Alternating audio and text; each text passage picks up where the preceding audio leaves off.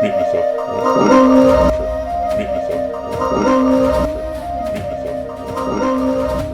Meet myself.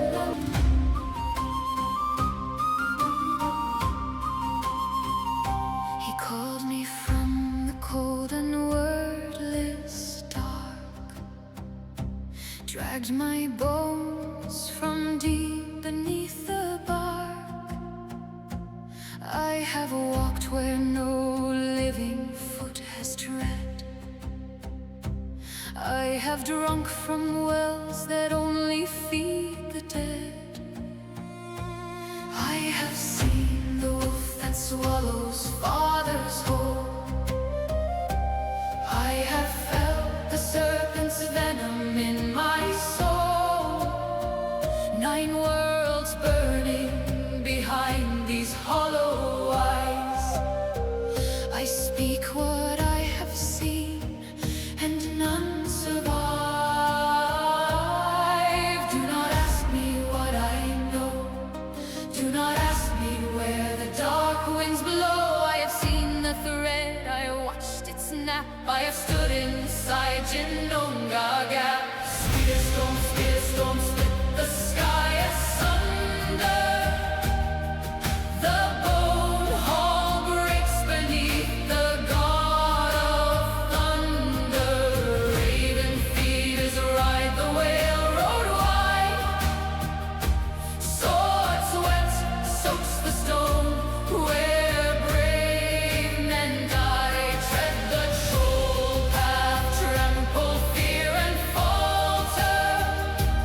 Lay your battle bones upon the blood-soaked altar. Wrath-wrought warriors wake the world with war. Death drinkers dare the dark and asked for more.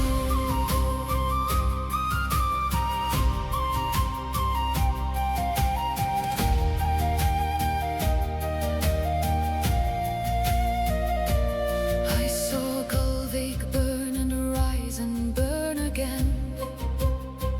I watched the Aesir forge their golden chain. I saw the mistletoe fly blind and straight. I heard Frigg weeping at the Hall of Fate. I saw the horn of Heimdall wrapped in roots. I heard the wolf maw crack beneath his boots. The stars went dark, the railroad turned to flame. And still Odin asked, and still I came. Do not ask me what I know. Do not ask me where the dark winds blow. I have seen the thread, I watched it snap. I have stood inside Jinonga Gap. Spear storm split the sky asunder. The bone hall breaks beneath the god of thunder. Raven feeders ride the railroad wide. Swords wet soaks the stone where brave men die. Tread the troll path, trample fear and falter. Lay your battle bones upon the blood-soaked altar. Wrath-wrought warriors wake the world with war. Death drinkers dare the dark and asked for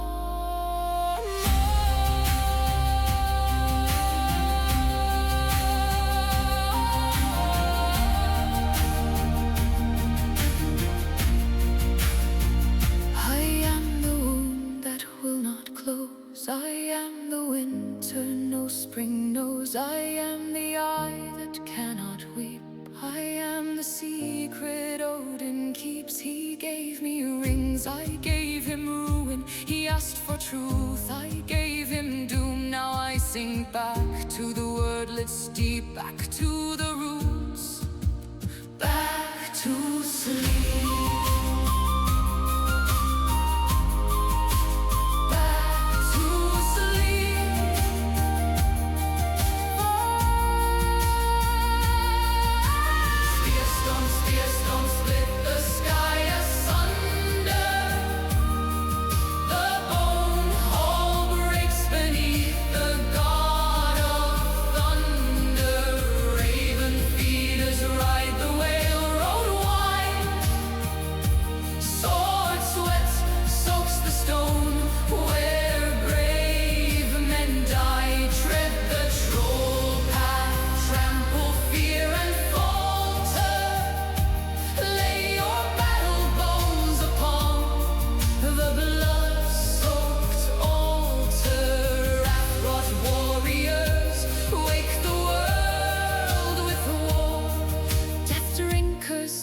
the dark and ask for more.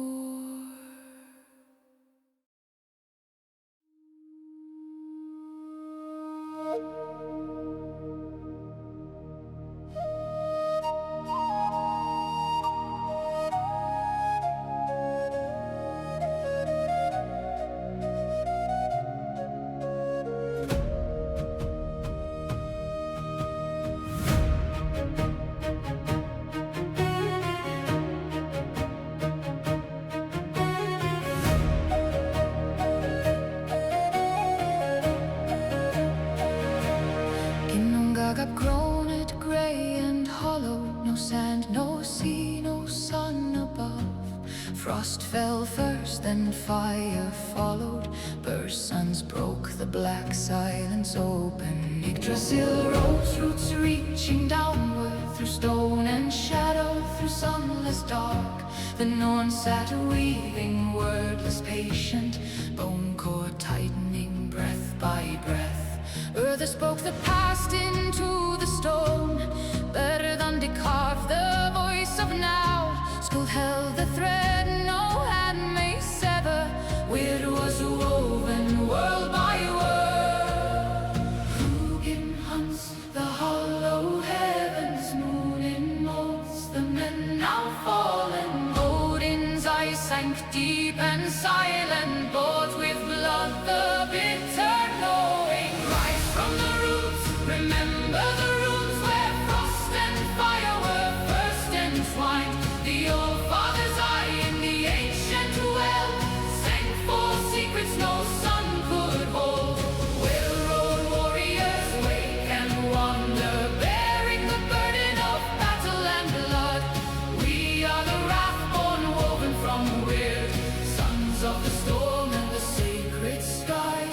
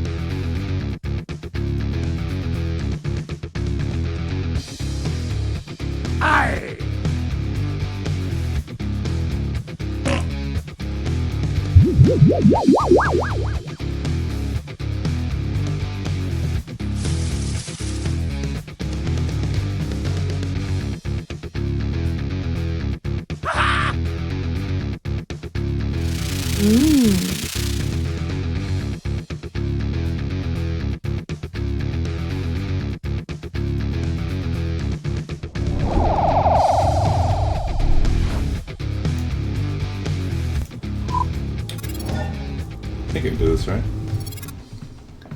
Alright, I think I did this right. Maybe. Hello there. It's the 24th of May. It's early as shit, and we're playing some D&D. Session 26 of Raiders of the Serpent Seas, titled Vinir or Friend or Foes. Vinir or Foes. So it's been a couple of weeks. Is he cutting out for you guys too? Yeah. Am I? Can you hear me now? Yep. Yeah. Can you hear me now? Yeah. Okay. Seems better. Sure. Because my something sucks. Anyways, it's been a couple of weeks since we've last played, so I kind of forgot where we're at. So hopefully, the Book of Calico can remind us. Actually, it's Grim was up last time. Oh. Okay. Grim the Ninth? All right. Well, good morning, everybody. Streaming to you live from Fort Worth, Texas. In this past session, I was playing Evan, and he attuned to the great sword that we had found with the owl in the hilt, and it seems to be a +1 great sword, although time will tell if it is cursed or not. Just a reminder that we ended our last session with. The ground trembles violently as if the world has been grasped and shaken terribly. Oh, And we are in what yeah. we think is Rockpike, which is the home of the Bander. And the Bander are the people who do not belong to clans. They are actually, I don't remember if she shared it with us, but they're Laurel's people. King Senric of Bandor is rumored to have been holding a Valkyrie prisoner, and also he is the one who supposedly ordered the Dragonborn to kill Laurel's adopted clan Orn family. So she has some beef with him. So we look around after this earthquake of sorts, but don't find anything. But the snow, it was shaken so badly the snow has fallen off of the surrounding trees. But we still need furs, and several of us are suffering from levels of exhaustion because of the extreme cold. And Calico uses his sense, which is his channel divinity guided by the divine, and knows to go to his southeast. Both Evan and Grim are just trudging along due to having 2 levels of exhaustion. And eventually we come across a small cabin with a trail of smoke rising overhead. Outside the cabin are numerous racks covered with animal hides, and in an open shed off to the side, there are further racks with furs and a stall with a mule within. There are numerous tree stumps in this clearing, and a small creek circles around behind the cabin. Navala knocks on the door. "Go away, witch! You won't have us!" "What are you talking about? We are adventurers, not witches." "That's what a witch would say." So she looks at one of the men and says, "Perhaps one of you can speak." So Evan walks up and says, "We are no witches, but we are travelers. Cold, would you give us shelter?" We hear some murmuring inside. About 30 seconds later, a man slowly opens the door. He invites us in, offering food and shelter for the night. Entering, we see a woman and 2 young sons, all human. There are a bunch of effigies of numerous stone court gods. The woman invites us to eat, and we find their names are Leek, Sarah, and the sons Thopi and Thor. We tell them we're from nowhere and on our way to Rockpike, but got a bit sidetracked. They tell us that Rockpike is a couple days' journey to the northwest. They are fur traders, and they tell us it's just going to get colder, and we all buy bear fur for 10 gold pieces each. Calico puts a gold piece in front of the Alden figurine. Grim sees this and does the same for Alden, Nark, and Iden, and Laurel puts one in front of their statue of Palter. To which they say, "Awesome, thank you. I'm sure that the witches definitely won't get you." And we ask if they are the Ironwood witches, and they say yes, they hear the sounds of them riding their foul beasts through the woods at night. They fear for the safety of their sons and are afraid they might be abducted to be changed into some horrible creatures. They've never seen the beasts, but hear them. And they tell us if we're in the woods at night to make sure we have a big fire and to be careful. Perhaps if we were to kill the witches, maybe the king would award us a good fee or something. Everyone but Calico gives the family gold for their food. We hear Lotara howl outside, and not even 10 seconds later, we hear another howl in the distance. Evan goes outside and sees Lotara pacing back and forth. She tells him she's being called. She hears the calling. There's another howl, this time about 30 feet away. Lotara bristles and tells Evan she has a bad feeling about this, and Evan tells the party. But when he questions Lotara again, she says she doesn't see anything, and it doesn't smell like her. It's like nothing's there, like they're hidden or something. Unfortunately, the people won't allow Lotara in the house, so she stays outside. Evan keeps an eye on her through the window, and she buries herself in the snow. During the day, Grim helps with the cooking, Evan with the furs, and Navala studies. Calico prays to the statue of Alden. The boys sheepishly go up to Laurel and ask her what she is. She tells them she is a Wicker and is Laurel of Clan Orn. Calico jokingly tries to convince them to give her coin and maybe she would become their Wicker, but they say they don't have slavery here. Laurel finds that Thopi wants to be the best hunter and collector there's ever been, and his brother Thor thinks he's going to be a mighty warrior. We get the chores done, go inside for the evening, and eat. Once it's night, we start to hear what sounds like a woman who's crying out for help. We are told these are the witch's beasts, so we don't do anything. We keep watch through the night, and a couple hours later we hear another howl coming from the distance, and a woman screaming for help. Calico asks if we should check it out, but we again decide not to. Snack hates this and wraps her bear fur around her head to muffle the sound. We take a long rest and wake up the next day feeling mighty refreshed. Evan and Grim still feel a little exhausted, but everyone else feels peachy keen. Calico looks outside and sees a big mound of snow where Latara is sleeping. He points at it and makes a gong sound ring there. Latara pops up, agitated. Evan goes out and feeds her some of the deer he hunted. Snap makes her elixir for the day, flight, and Laurel passes out her good berries. We set off. Calico knows to go to the northwest. We walk for about 2 to 3 hours. Ahead, everyone hears this, but the ranger hears the sounds of a large group of men moving through the woods. They are whistling and singing. It sounds like they're coming towards us. We hide, and Snack casts her new spell of invisibility on herself. 5 to 6 minutes later, we see 4 heavily armed big men surrounding 7 shorter, human-looking men. There is a mule pulling a big cart laden with furs. They are whistling a tune. The furs look like what we already have, deer and bear, so we decide to let them pass. We journey on. As we're walking, Latara growls and tells Evan something bad is ahead. She smells human and death. As Evan tries to sneak behind Grim, he steps on a branch. Its loud crack echoes throughout the woods. We hear an old woman's voice ahead, not far away. "Hello? Is anyone there? I won't hurt you. You can come out." It's the human with the death smell. "Hello? Fergus! That's not very nice if you're pulling tricks on an old woman." We smell meat cooking and see a little hut, kind of like the one we just left, but way more worn down and old. As we ponder what to do, the door opens and we see an old, hunchbacked woman walk out. She walks over to a pile of wood and slowly picks up pieces, very slowly, one at a time, and puts them in her arms. After retrieving the wood, she heads back inside and shuts the door. We make a wide berth around the hut. A couple more hours pass. It's starting to get dark out, so we make camp. As we're settling in for the night, Calico goes to Latara.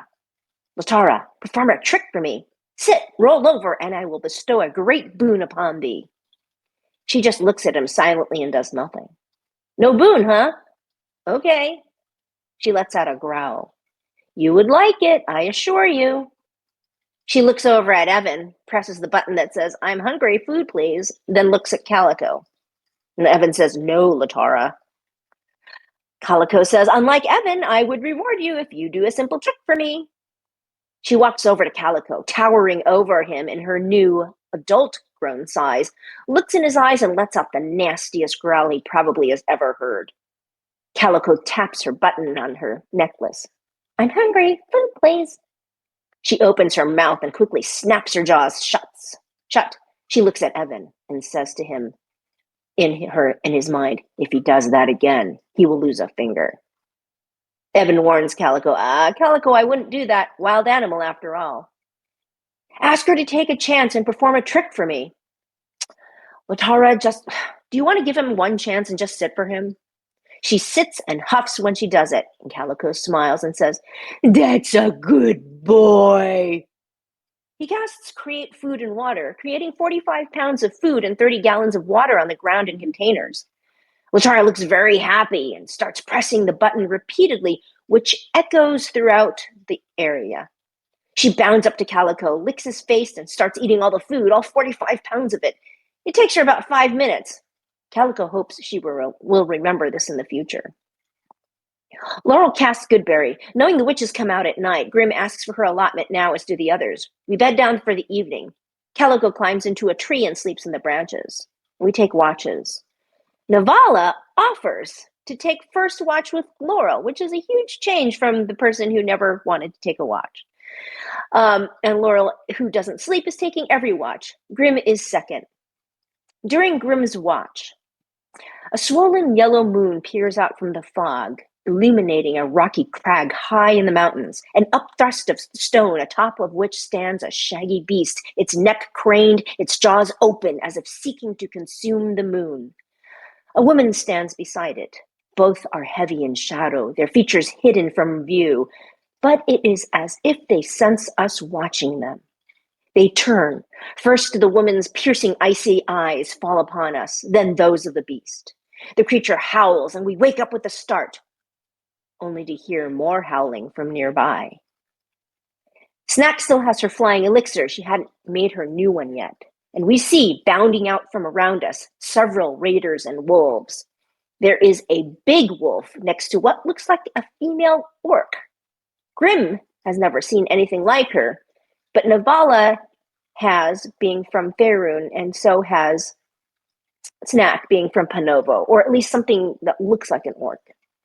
So, during the battle that follows, Navala activates her Twilight Sanctuary, affording those within her aura temporary hit points, and it creates dim light, and she activates her Blade Song. Laurel casts a new spell, Spirit Shroud, upon herself, and we see the shades of her adopted family surrounding and protecting her. Calico crawls down from the tree just enough to touch Navala and casts haste on her, which is new for us. He climbs back up into the tree, hoping for cover amongst the branches. And the battle of the wolves commences as the big wolf rushes up to Latara. As Snack walks through the trees, she hears a click, and Caesar, one of our chat participants, his trap of 3 magic darts hits her, but she uses her breath weapon on a couple of wolves. A little beam of fire comes out of the supposed orc's finger, and as it lands, it expands into a fireball. Vin disappears, and Grim and Evan go down, as do one of the wolves and raiders. It looks like the orc didn't give a shit about her allies, and she laughs. Calico revives Evan with Cure Wounds, and Snack revives Grim with Healing Word. The orc misses Navala with her Skegox, or her Norse axe, but then points her finger at her and says, "Focus." When Grim casts Hypnotic Pattern on the orc, she says, "Fuck off," and casts Counterspell. Again, another new thing, as we just recently leveled up to 5. Grim responds, "I don't care. You're using your resources, fucker." Evan takes the big wolf down, but another lurker in the chat, not necessarily lurking, no, Spencer buys it a healing potion, so it is back in the battle. The orc again casts Fireball, taking Calico and 2 wolves down before retreating.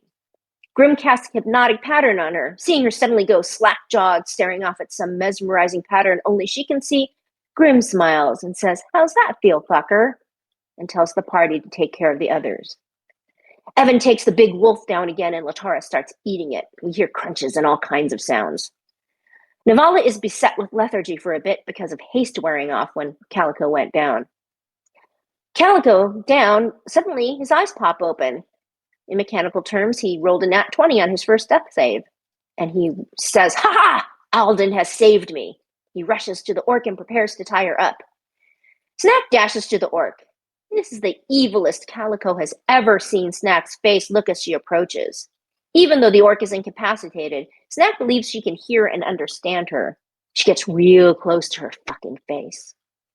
"I'm gonna cut your tusks off, leave your dead corpse here in the snow to be eaten by crows and maggots unless you surrender." We start surrounding the orc.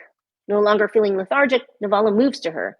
She looks for a spell component pouch and finds a pouch on her belt and takes it. She opens it and sees money and a couple very pungent-smelling herbs. Calico ties her up. Snack has her dagger out and is pointing it at her tusks to make good on her threat. If she's an orc from Panovo, she wouldn't want this. The party readies attacks, and Grim drops concentration on her spell, and the orc opens her eyes. And Grim says, "Good morning, fucker. How you feeling?" There is no response. Navala says, "Speak if you value your hide. Where are you from? Who do you work for?" "Release me. Release me." The orc is looking right into Navala's eyes like she's looking into her soul. "Release me." Navala hits her. She thinks that she's casting a spell, and the orc softly groans. Navala says, "Talk or die." Laurel goes up to her as well. "What do you know?" "Release me." So Laurel hits her as well. Calico runs over. He doesn't see anything on the orc, so he pats her down, and as he does so, he notices her hands starting to get loose and tells the others, "She's getting free." Snack walks up. "You want to die here? Like this? Pathetic? Pitiful?" And the orc speaks a language that we think none of us understand except for Snack. It's Draconic. And she says, "Look who's the pitiful one, Snackix." Snack drives the point of her dagger into where her gums are as if she's going to start cutting her tusks out of her mouth. And the orc says, "Do it." But Snack misses. and calls her bitch in Draconic. And the orc responds, Snackix. And Snack responds, you are scum. You will be tuskless and maggot written today. The orc slaps her back. Oops, I missed this. Snack bitch slaps the orc, and the orc slaps her back because she's become untied before disengaging. But Grim looks over at the orc and says, slow down, and curses her with her bestow fate with slow. Navala and Laurel hit the orc, and Snack conjures Flaming Sphere, a new spell, right behind her and rams it into her. And she says to her in Draconic, die, maggot. And the orc says, you first, Claw Cleaner. So it's interesting, for those of you who haven't seen previous sessions, this, for some reason, she knows her Snack's slave name. Grim runs up to the orc and hits her with her rapier. She's never seen Snack's burning sphere before. It gets burned because she's too close to it and goes down. Evan hits the orc, and then Navala says to the orc, Fireball is very impressive, but aside from that, you're not much. But the orc says to Snack, no way you can handle me on your own. That's why you have to use a group, Claw Cleaner. Navala casts Healing Word on Grim, reviving her. But Laurel, inspired to greater feats of glory by Grim's going down, crits against the orc and takes her down, saying, take that. Snack moves her sphere away, then rams it into the orc's dead body. Then the orc stands up and says, that's what you think, disengages, and dashes away. Navala pursues her and uses her wand of magic missiles, taking her down, and hits her 3 more times while she's down. The orc opens up her eyes again, looking at Navala. Release me. What are you? The orc stands up and looks super injured. She's bleeding a lot. Release me. Navala feels her try to grab something off her belt, but she stops her, and the orc disengages. We're plunged into darkness as Navala's Twilight Sanctuary expires. But Navala downs the orc again with her wand of magic missiles, then continues firing 3 more times. She blows on the tip of her wand and says something is not right with her. She should be dead by all accounts. And Navala's shadow blade fades as well. Snack drops concentration on her flaming sphere because the party is too bunched together and it goes pitch black except for the light cast by her enchanted little brooch pin she enchant. She casts Tasha's caustic brew on where she thinks the body is, not realizing Calico is behind it in the line of fire. Now both the orc and Calico are covered in acid. Navala watches the group, including herself, torture the shit out of this corpse. And the orc opens her eyes yet again and says in Draconic, I do this for Boba. Thank you for releasing me. She stands up and takes acid damage. Grim shoots her and she goes back down. Half of her head has been severed thanks to Laurel's earlier attack. And Evan lops off her head for good. Lotara eats it, and we are out of combat. Grim asks if anybody understood what she said, and Snack says, I do this for Boba. Thanks for releasing me. We have Grim asks Boba or Boda, but Snack says Boba, and Evan says, Boda's the leader of the Jotun. When in his best Obi-Wan look, well, unless it's Boba and his last name is Fett, and that would be a bounty hunter. But in the long discussion that followed, one of our players thinks it was a runic letter.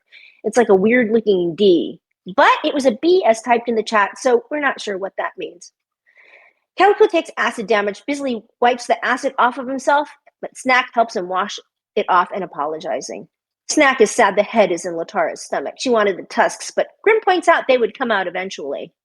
Calico casts light. After checking the bodies and finding nothing of interest, we take a long rest. Snack's experimental elixir in the morning is boldness. The drinker can roll a d4 and add the number rolled to every attack roll and saving throw they make for the next minute. Navala spends 10 gold to resummon Vim. Laurel's good berries are still good for another 22 hours. Navala says, I wonder what magical power managed to revive her over and over. We wonder why an orc-like creature was speaking Draconic in Grimnir, as well as some of the other people we have encountered. And so far, as I mentioned earlier, nothing has happened to Evan, and he's used the greatsword. He isn't affected by his headaches. So we head out and find a trail. We clamber upwards following the trail. The hill plateaus, but continues to the northwest. To the east, the rock and trees fall away, revealing a waterfall crashing into the valley below. The water forms several smaller streams that meander off in various directions. The mist from the water hitting the ground almost completely obscures what is below, but we catch glimpses of several smoldering homesteads, a clear cut where trees have been removed, and snow-covered fields. Civilization. But Snack is now suspicious of people in the party speak Draconic and tries telling a joke in it, waiting to see if someone gives them away by laughing. Then she especially suspects Navala, who just says, "I don't know why you keep blabbering at me. I can't understand this hissing." And they eventually switch into Elvish. And that is all the conversation that they had. And we end the session. I am a little behind on actually really doing my own recap, so I'm not sure what day it is of Grimm's Oath, but that is how we ended our last session. We finally come across some homesteads. Does Calico have anything to add to his book, or from his book?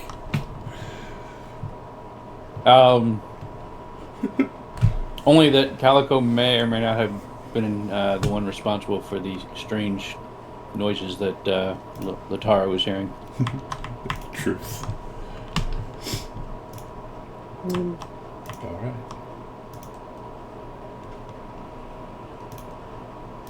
So yeah, you said we ended with some sounds or something? No. We saw buildings. Yeah, we saw buildings. Okay. Guess you weren't listening to the recap. Not all 25 minutes of it. Okay. Yeah. So that's where we ended. That's where some treetops. So kind of a lot of this will be a theater of the mind because there's no need for a big map yet. So the only real clear path you see to get down is to the east. The only other way is to wander aimlessly through the woods. This path is extremely steep.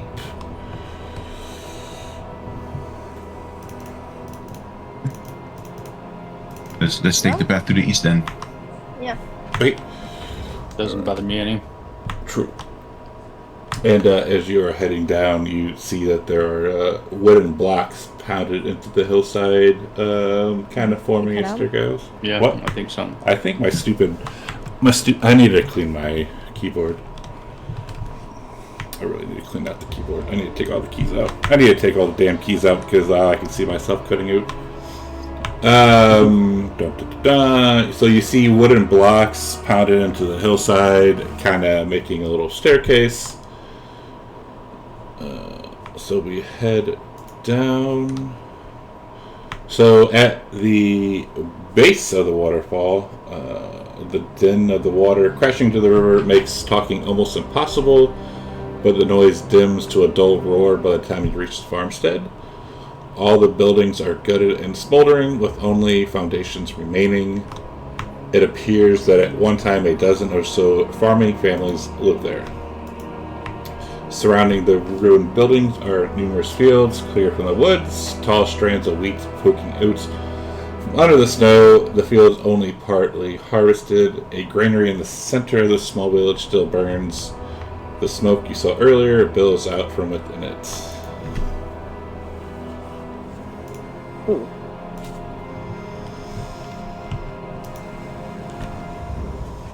And let's give us a perception check, please.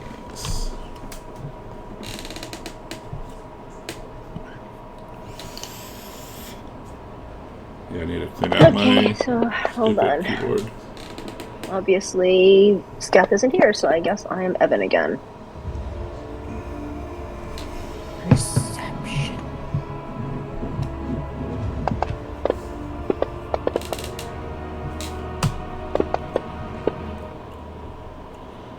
Alright, so the majority of you notice tracks and blood streaks in the snow. There are both human and wolf prints. It is pretty clear a party of wolves and raiders killed these people. Clan War. Do we see anything that would indicate what kind of clan attacked? You do not. Kind of looking around, you see that the base of the granary, like the door, is kind of partly open. Well, let's go look at that. Alright, so you see numerous torn and dismembered corpses. Men, women, and children have been stacked at the base of the partly destroyed granary. Their bodies have been here long enough for them to freeze solid.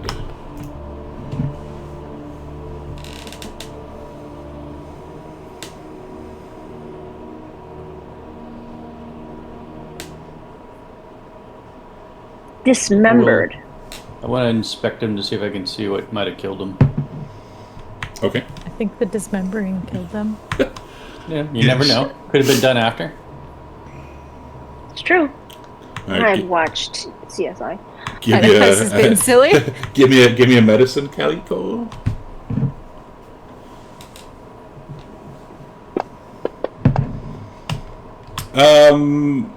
Axes. You see a bunch of teeth marks. It looks like one person had their arm completely ripped out of the sockets. So yeah, just different injuries. I suspect murder.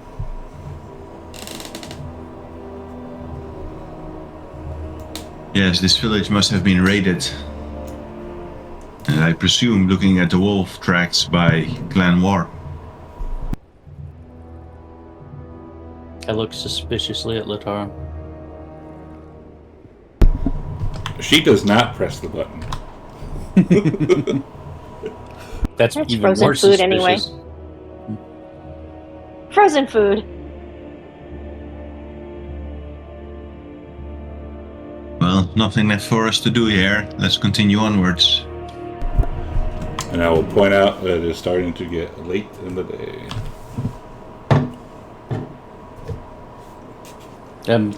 Are the tracks going in the same direction we need to get to the place we're looking for? They are heading to the northwest-ish. And I feel like we need to go which direction? Northwest-ish. Oh, same way. Alright. I guess the tracks are going to lead us the same direction we're going. How late in the day is it? Is it dark yet? The sun is starting to set. Are we camping?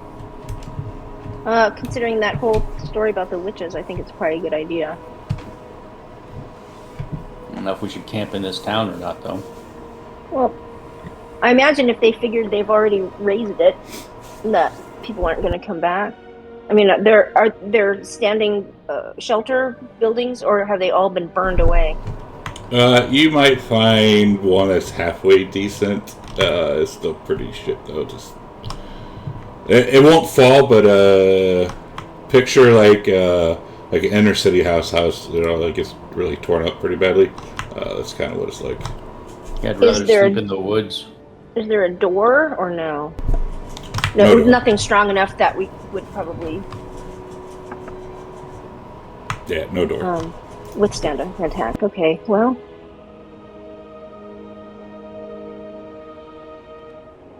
But this is a clearing, so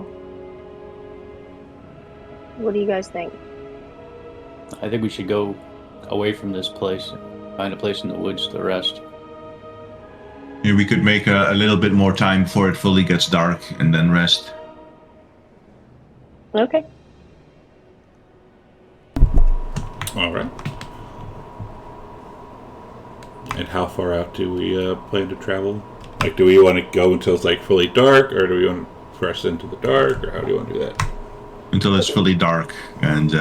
Grim would say, well, Leek and them said to make sure we have a big fire when he was warning us about the witches. I don't think we should wait until it's completely dark and then try to build the fire. Unless, well, actually, I suppose you could use your fire magic to make one quickly if you think that's possible. Yeah. But I don't think we should go completely dark. And It puts maybe a like lot, but sunset, and then we stop. Well, it's already starting to set. And just remember that Evan and Calco can't see in the dark. Well, I can cast light. Okay. And I can give one of them dark vision. Mm, But yeah, it's probably a good idea to gather some wood first. yeah, I imagine a lot of this wood is frozen. It might be quite difficult to light. Do we see any wood in any of the shelters or anything like that that looks combustible, more combustible than what we could find in the woods? You can give me an investigation. I'll do this. I'll assist in the looking for wood. Okay. Whomever is looking for wood, investigation.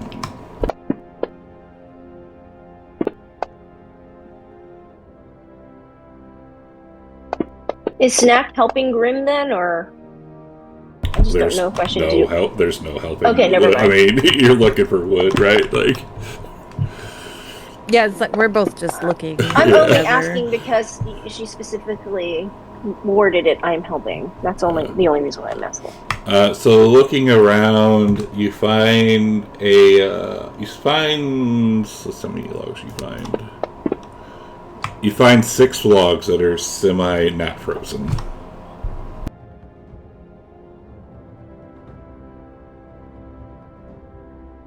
I can try and light this and build a campfire.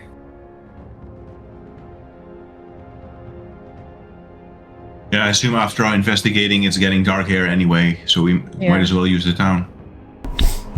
Okay. All right. So should we just? I don't know if we're gonna sleep in one of these buildings in this town or sleep outdoors. Build I think this fire. I think we should more go central. to the edge of the woods or something.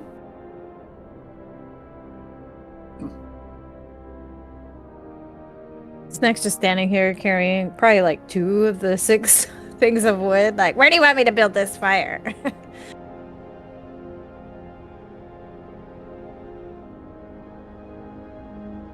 Our group desperately needs a leader.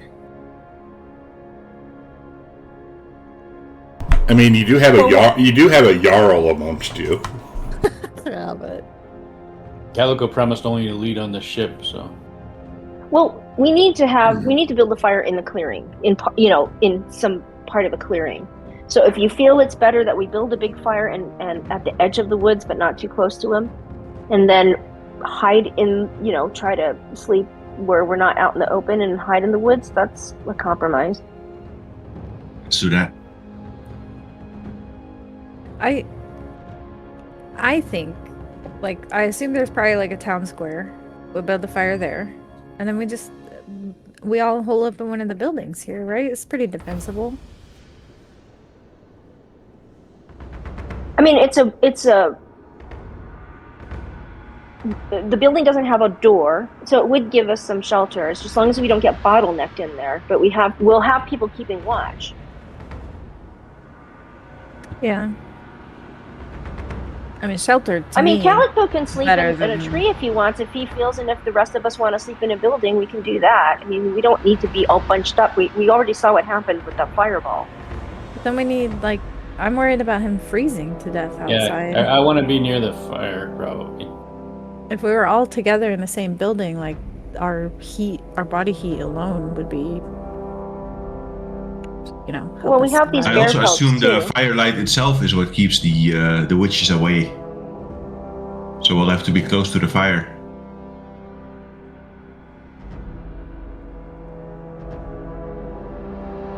Okay, well, we can't have a fire in the middle of the woods, that's for sure, so... Do you want to Alright, build the let's use fire the- closer? You want to build the yeah. fire close to the building that's semi-standing, so we can at least use it for cover if we want to? Yeah, Yeah. let's do that. Okay. Snack starts setting up the fire and using firebolt to light the wood on fire. Okay. The fire catches.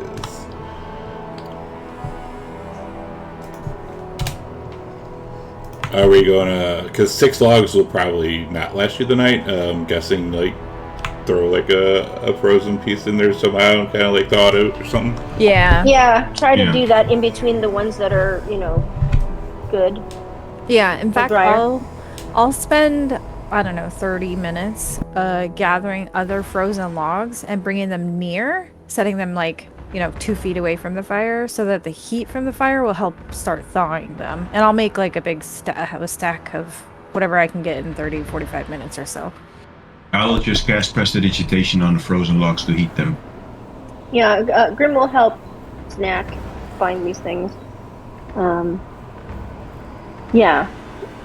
And I suppose you could, use maybe a firebolt or, like you said, I prestidigitation. can warm up to 1 cubic foot of non-living material Right. for 1 hour, which should be long enough for it to catch fire. Okay. Okay. I'm saying we Yeah, could I was also trying to make like a... we could also use firebolt in the sense that when you blanch a vegetable or parboil it before you actually cook it to kind of try to get some of the moisture out. Yeah. Yeah.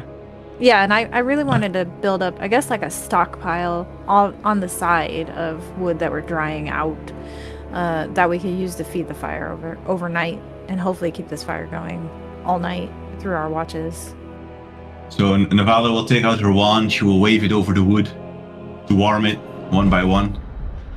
And then say, "Whew, that was quite exhausting. Well, I'll be going to bed then."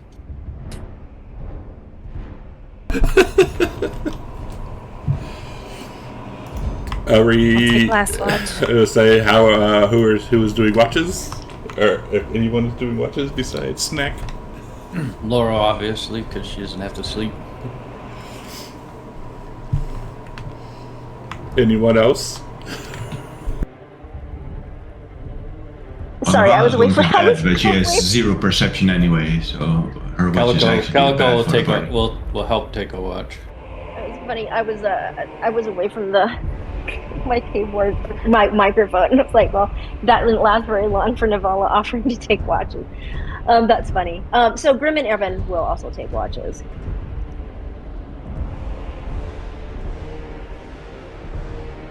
Oh, yeah, there we go. Stan, if you're not doing it, you just cancel it. Alright, so...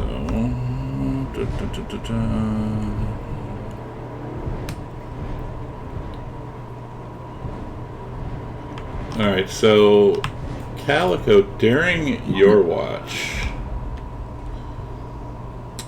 you and Laurel start to hear noises that are not from the snoring party members. Like inside the building? Like outside of the building. Alright. I will arouse the party to get ready for whatever's out there. But no, I don't want to go back. Do they sound like the earlier things we heard in the Leek's cabin, like the woman screaming for help and that? Does it sound like that? Sound similar? It does not. It sounds like shuffled footsteps is the best way I can describe it. Oh, okay. Well, yeah, someone's sneaking up on us, so let's... Do you have to wake us for every little noise, Calico? Can you at least go check out what it is first? And then Navala will turn around in her bedroll. Grim is going to get up and arm her crossbow. I'm guessing Evan is going to arm his longbow.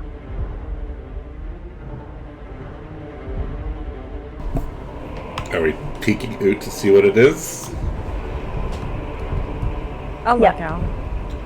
So you see shambling past that fire you just made 10 zombies. Oh god. Zombies! Nice. That's what I'll say loudly. Have we seen zombies before? Yes. Wait, have- what was So, the thing? yes. yes, He you was the have fought leader them when we before. got with those skeletons, right? So Yeah. we know zombies. Yes, That you was, know okay. zombies. And looking out, like you can see that they are from that granary, the people in the granary. Yeah, I told you we should have stayed in the town. They were frozen! Oh no. Grim says to some, it's like, there's something animating all these dead things, like the orc. I think that's what happens if you don't get burned, right? If only you burn the body. Yes, if only you burn the bodies. Since I'm looking out the door at them, are they close enough for me to like hit them with a firebolt? So yeah, looking at them, they're, I don't know, 15 feet away. I'll blast one. Hang on. They are not paying you any attention. Never mind. Their focus is northwest. Like, they are not paying your little building any attention whatsoever. Are they within 30 feet of each other? They're moving away from us? They are, so... I'm gonna fireball them. Let me, like, I guess we can do... If you look at this map, just shits and giggles. So say this is where the party is, like where y'all are right now. Say this big tree is the fire, like the fire that Snack started. And say these are the zombies, and they're like walking like this. Okay. Not even looking at y'all. You said we're in a granary, so it's like a circular building. Yeah, they're coming from the granary. Like, y'all are just in a regular building. Oh, we're in a regular building. Well, shit. Grim says, do you think we should just save our resources if we have to fight the witches? Sure, I can take care of them. No problem. Is our door east facing or south facing? It is right there. The non-existent door. Yeah. Where the granary? Don't worry, guys. I'll take care of this. I'd hate for them to sneak up on us. Okay. Oops, sorry. I did not mean to do that. I'm going to fireball the group. I'm sorry, I did not mean to do that. I was drawing us a map. I know, I did not mean to do that. I'm sorry.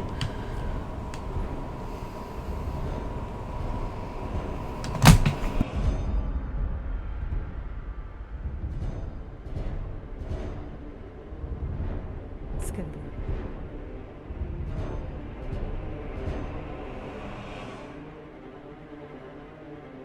I was trying to help encourage you. No, yeah, I appreciate it. Okay, well, let's do this. Hang on.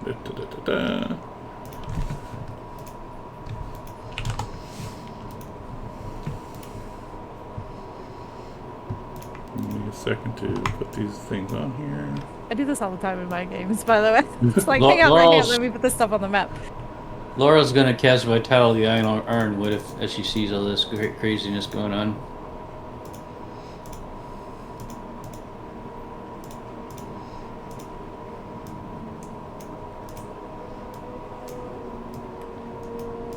Oh, I think Snack would be positioned closer to the door.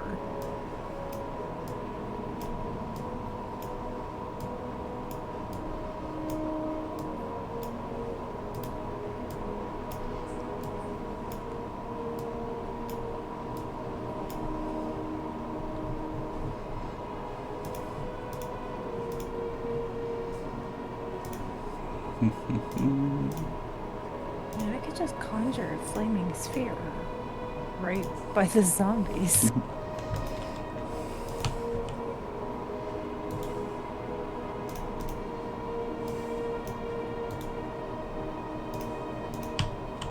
Okay. Vala will fling a fireball at them. Okay. Do you still have spell slots from earlier? Yep. Okay. What did you say? You still have what from earlier? I'm just talking to myself. Spell slot. My sheet's showing no spell slots used, so Yeah, I you think had we rested. You rested. we rested. Okay. I just wanted to make sure that that was accurate, because I do remember last combat using almost all of my spell slots.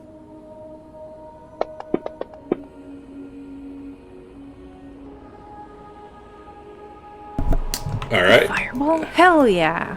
Now we have a bunch of flaming zombies to deal with. Huh, these are tougher than the ones we encountered before.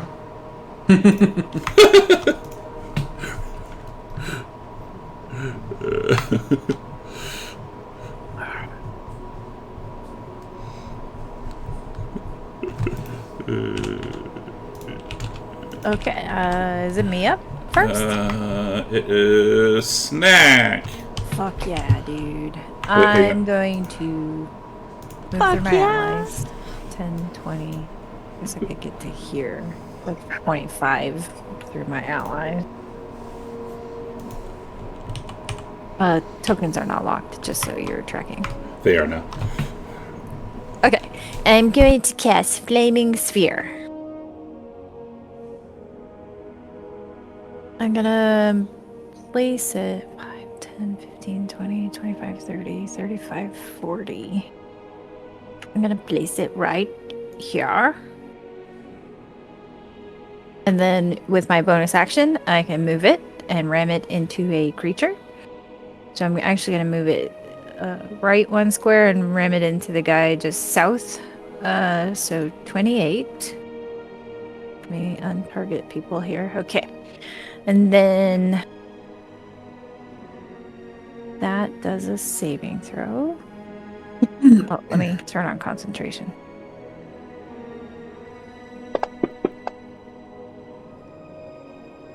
And wait, am I targeting myself? No. The monster failed, I think? Yes. Yeah. Okay. And then damage.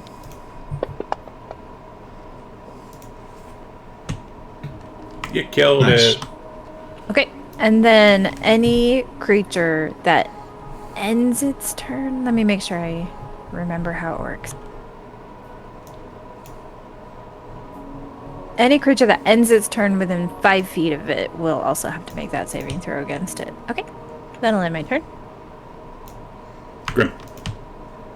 Grim looks at these flaming zombies and is going to do this.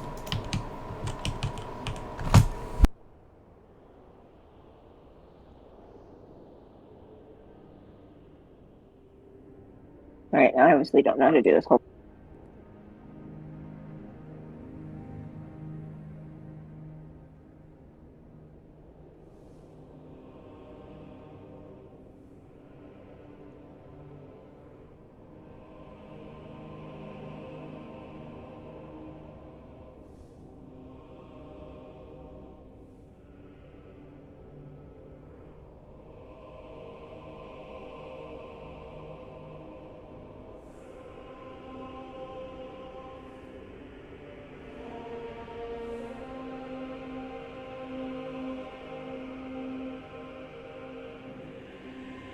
Okay, she is going to say, murmur a little something and say, "Clo."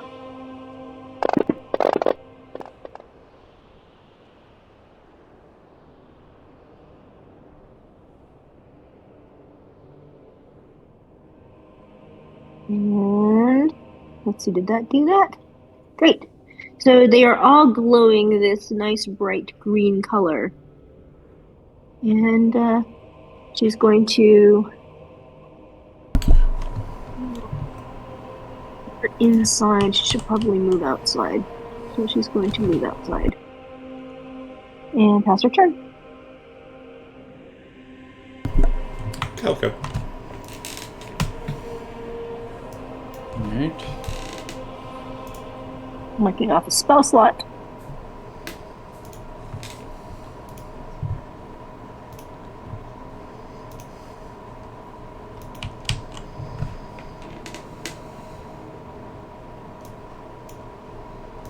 Dude, did they all fail the saving throw? Jeez.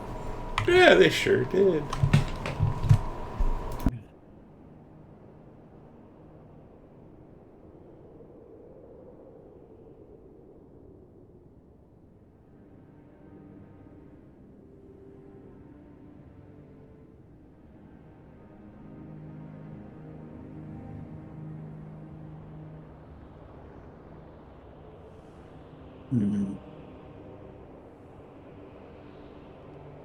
I am going to stand over here.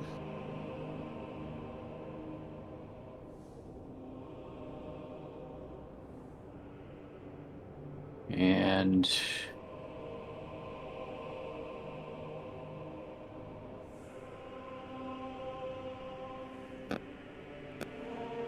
I'm going to hold an action if more than 4 of them.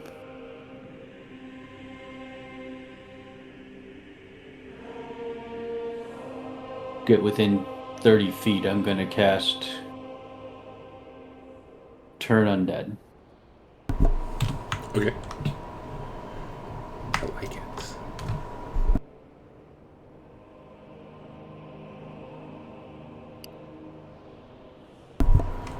Latara is snoring.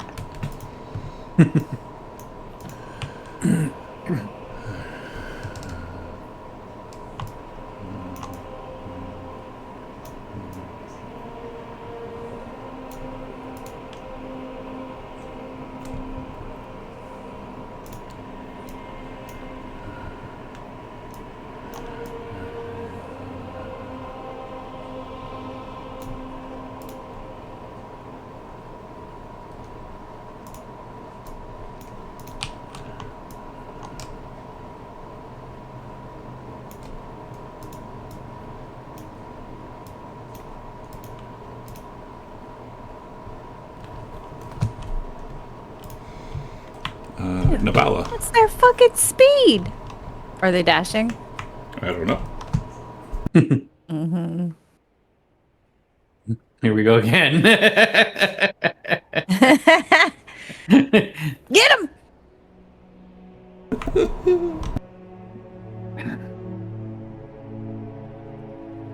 Here we go again.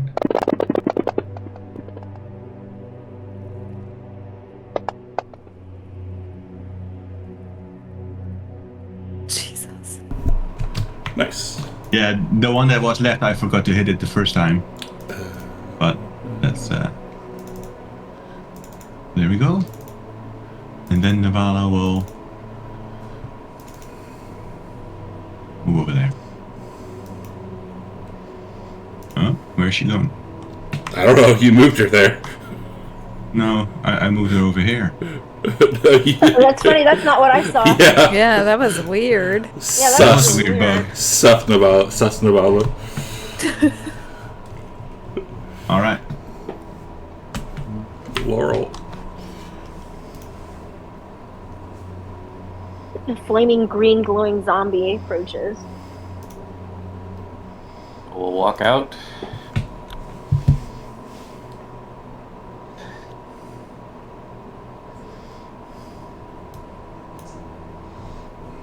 Target the flaming zombie.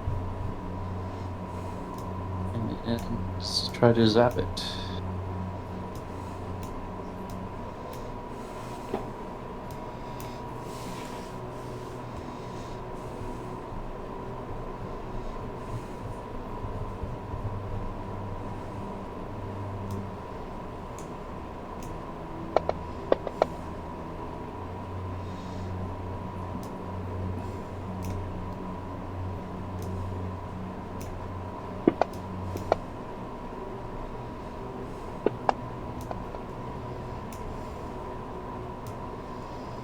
I think you killed it.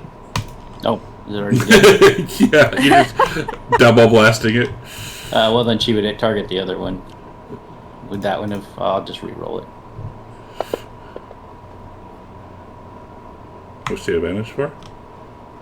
I guess it's glowing. Very I don't fire. know. Oh, fair fire. Duh.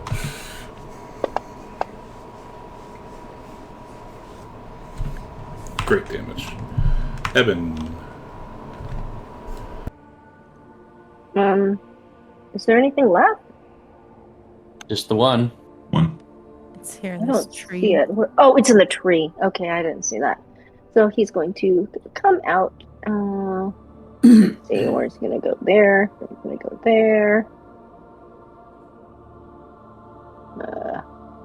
Get out of dodge. And then move over here. Right, and then so he'll shoot it.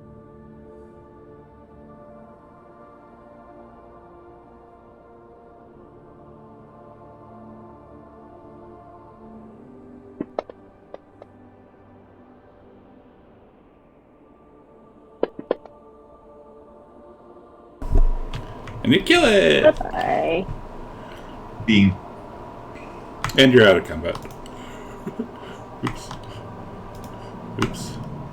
I'm going Where's to keep there it my is. sphere up for the entirety of its 1 minute of duration. Okay. And I'll spend, I know we're out of combat technically, but I'll spend the next, 6 seconds of what would have been my turn, scanning to see if there's any more zombies. You do not see any, besides the ones that are the corpses on the ground.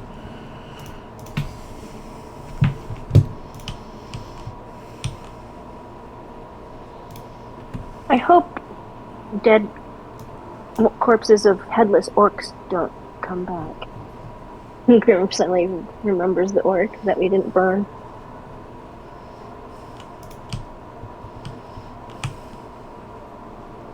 Calico's already laying back down.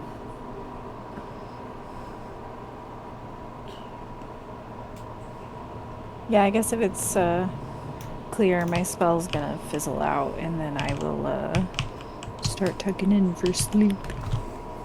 Okay.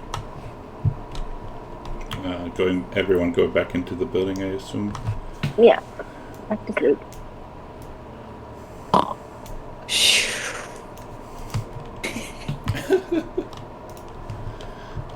Snack probably snores like hella fucking loud.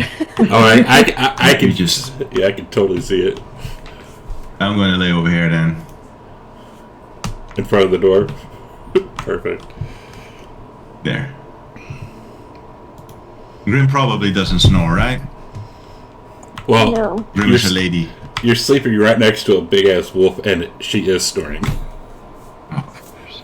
She's probably super warm though. True. Laurel doesn't snore, but you hear like creaking noises, like a tree is swaying. Aw. Yeah, like when you sit into a wicker chair. Yeah. Yes. All right. So, as you start drifting back to sleep,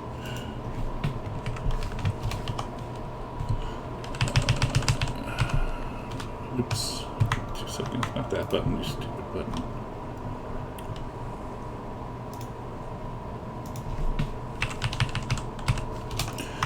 You hear, maybe an hour later, half hour later, you hear,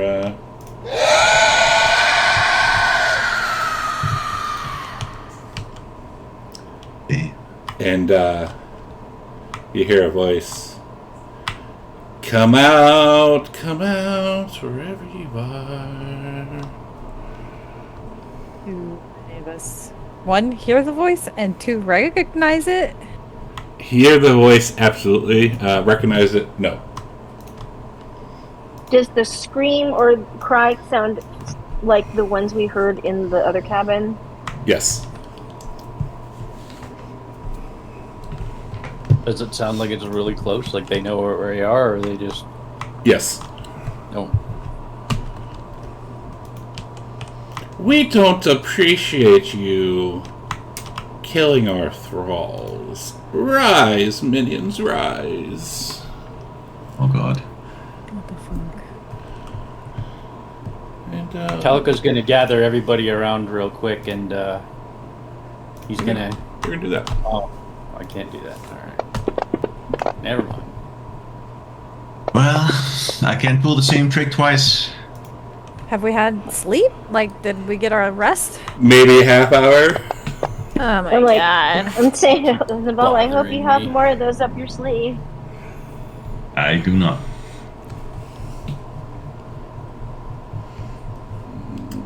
Alright. Laurel's first.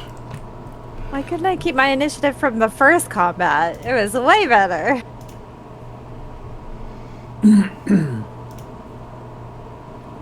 Nice.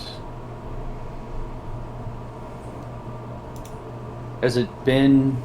You said it's been a half an hour, not an hour. Yeah, it's been about a half hour. So her vitality is still up. Because that lasts an hour. I believe. And from her vantage, that is what she can see. That those, that 6 of those creatures, or 5 of those creatures that you killed are back. Okay. So more zombies are back. she will relay that to everybody. The zombies are getting up in addition to whatever else is outside.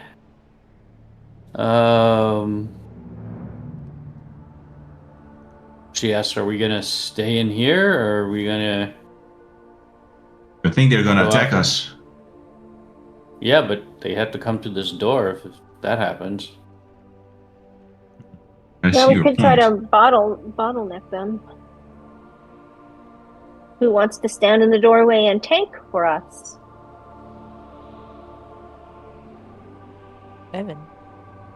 I heard him say it in his sleep. Look, Laurel says, like, I'll stand here and keep them right as soon as they get in the door, and we got Latara there. Yeah, we'll keep the current bottleneck. Alright, so she's going to... If that's the case, then she will cast Spirit Shroud on herself. And since these are zombies, she will make it radiant damage. So her family flirts about her glowing a radiant color.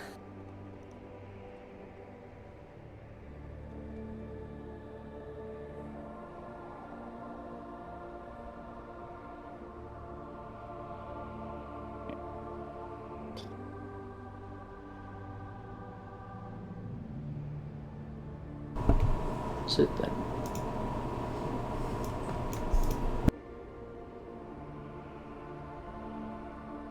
I think we wish these were still zombies.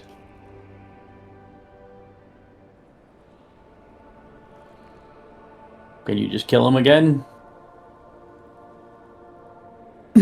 My magic needs to recharge.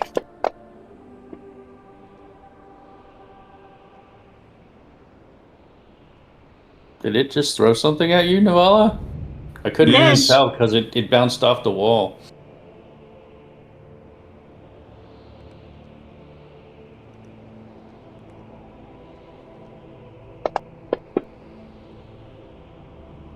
It bounced off the wall again. Okay, so I'm thinking maybe this is not the ideal position. Wait, I played song.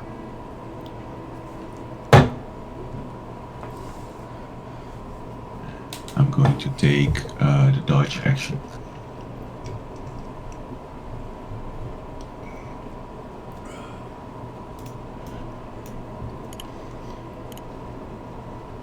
Evan asks, are we still going to stay in here then, or do we decide against it? I think we'd be better off doing that. And Eben, as you're saying that, you hear from behind you against the like the wood scratching, like claws scratching the wood. God. Okay. He is going to. He has his crossbow. He's going to hold an action. Can he shoot past Latara right now? Yeah, she's on the ground snoring. Okay. He's just going to leave her. Oh shoot. He's gonna actually nudge her and say and wake her up, and says tells her to go to the. He doesn't want. Yeah, he tells her to go in front of Snag. Actually, to the one square to the west or wherever, to the far west as far as she can go. That's his bonus action to tell her what to do. He's going to ready an action to fire when something gets within line of sight for him, and then pass his turn.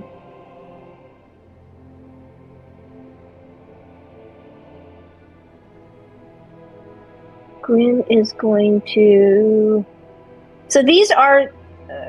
Grim's gonna, peek out. She's gonna occupy the. I'm not gonna do this right now, so the tokens don't get stuck. But she would occupy the same spot as Navala for a second, so she can peek out.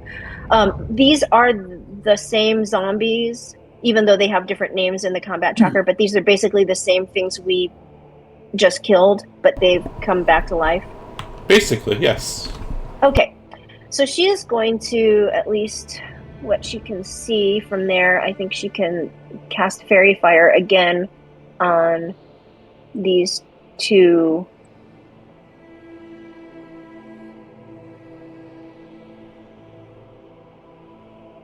right here. I don't think she sees. If she were in Navala's space, I don't think she can. Can she see? I don't think she can. She can't reach the other guy. Well, they so both she's attacked gonna- her, so she probably has line of sight. Yeah, so she's going to cast Fairy Fire on the two of those. She can see her little thing.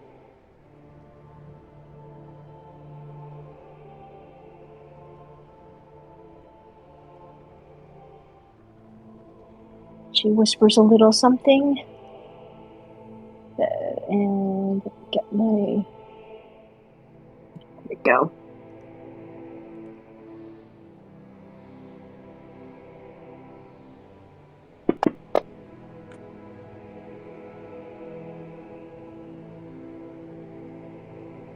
And she does that. And backs back up again. Here. And passes her turn.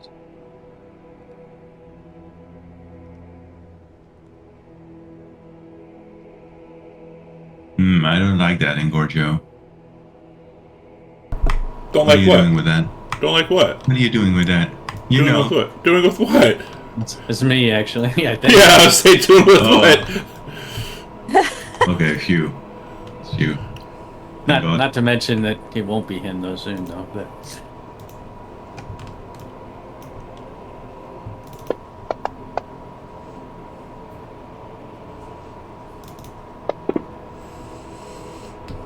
Aw. Otara. Oh. Yeah, I think we need to I get assume out. it's awake now. Evan, really quick, give me a perception check in the tower. And Calico. And Calico.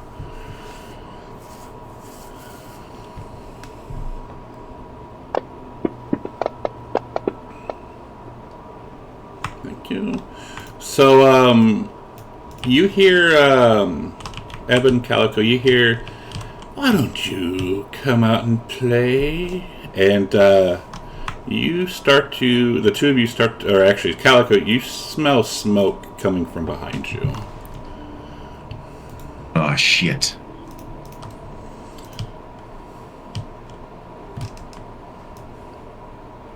They might be burning.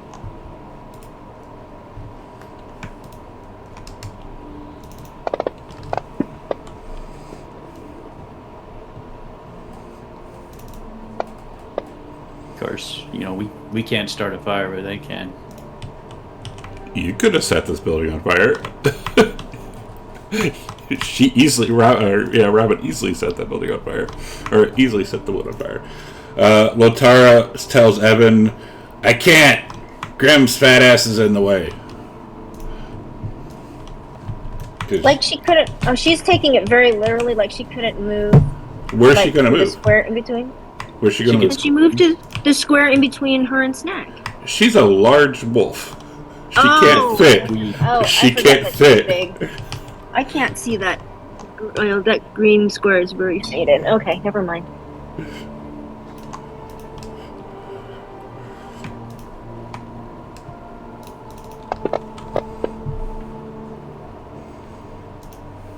Calico. Alright, Calico. Gonna step outside real quick.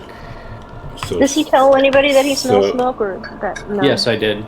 So Oh, okay. stepping out, you see a creature. A picture that looks like this. Ooh, Oh, God. whoa. Alright.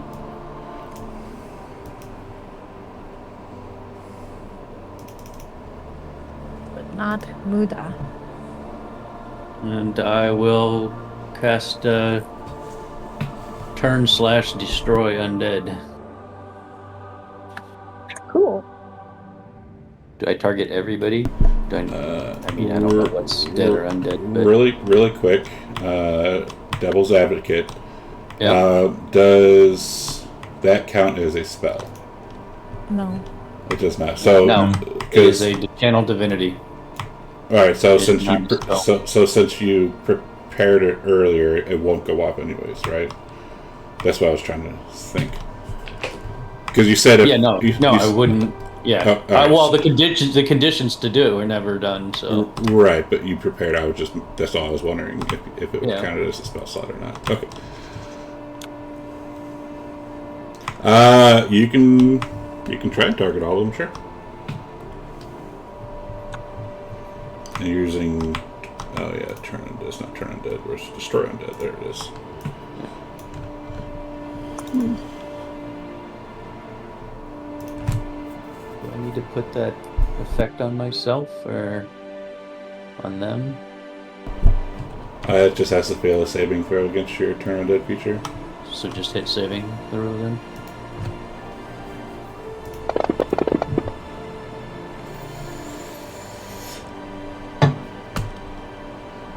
Let's see here.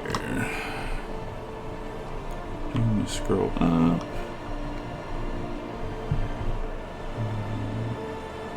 So 27.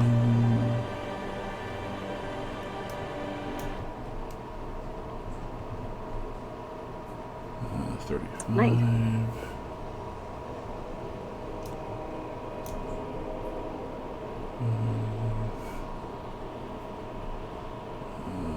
18.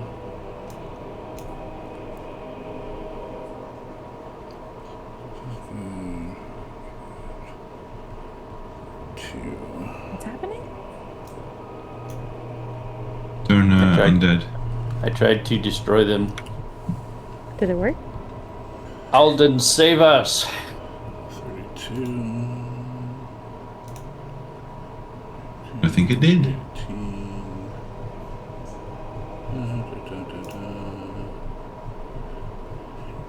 Where's 18? 35 and 27. Good job, Calico. And 35. Okay. So they destroyed. They're shattered into pieces. Nice. All right then. While I'm out here, do I see how badly the building is burning? From your vantage point, you see flames licking over that way. Like you see the glow of flames licking that way. All right. I am going to run back inside for a bit then. Back where I started. And I'll say, I got a few of them.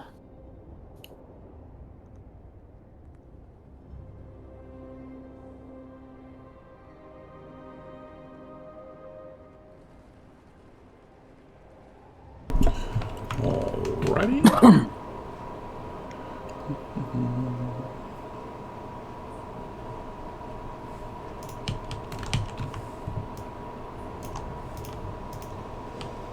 And she says, "You like playing with fire? I like playing with fire." I knew it.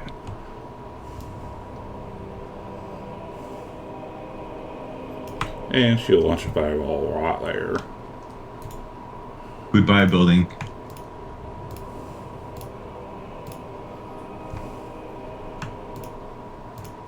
Oops. Oops. Not snack.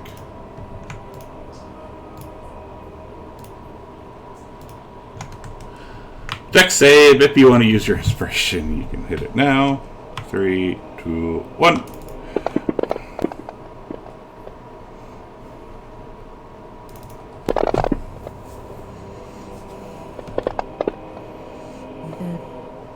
Just kidding.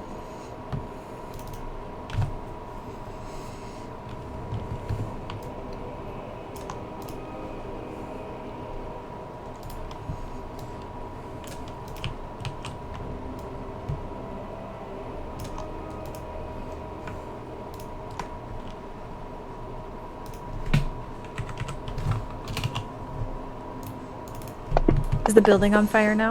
Oh, 100%. It's like, you got maybe 2 rounds before it's consumed. Snack. Am I on fire? You were toasty. I'm asking, do I need to use my action to put myself out? No. No? Okay.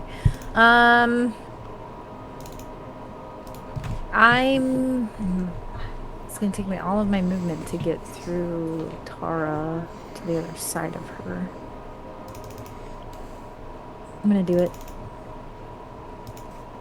From here, can I see this raider number 2? Yes. Okay. I'm going to firebolt him.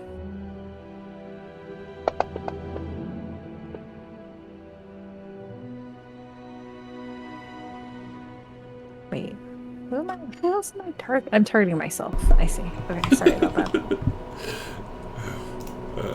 You missed the thrall though. You hit yourself see that missed that the now, thrall. yeah. That's so funny.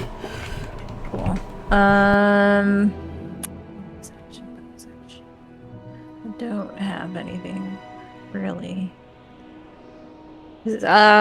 Briefly, I'll look back at me. Does no, nobody in my party looks like super duper injured. I guess except Evan, kinda. Okay. I think everyone's taken. Yes, everyone has taken damage. I do believe Laurel.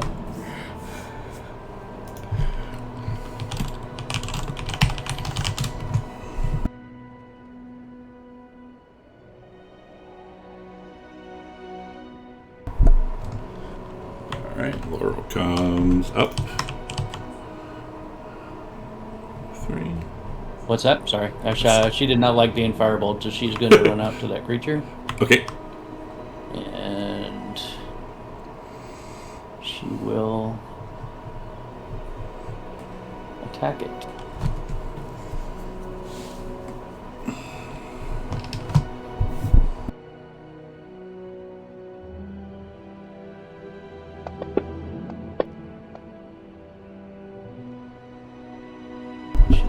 Attack it again. What's the advantage for?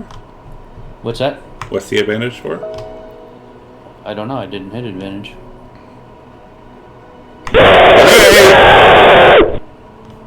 What's What was that? Caesar? Neither did I. Well, they both missed, so let's see if it does it again. No. Didn't hit that time. Interesting. Miss. Alright. That's all she can do. Okay. Navala. Navala will cast Shadow Blade.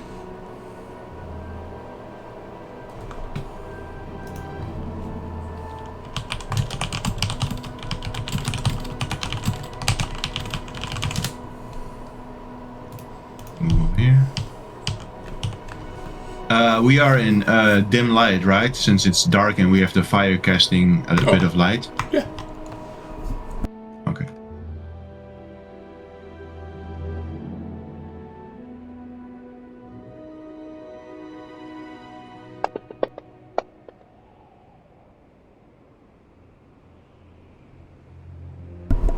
That is a hit.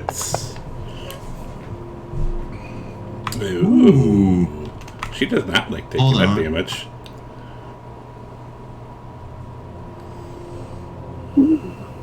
Scott. Nice and vulnerable. Even though none of you would know that except for Navala, but yeah, go ahead. Evan. Wow. So Evan is going to. Well, I wasn't actually looking at what was going on, but I wanted to know what the oohing and eyeing was all about. So he's going to make his way out of the burning building. I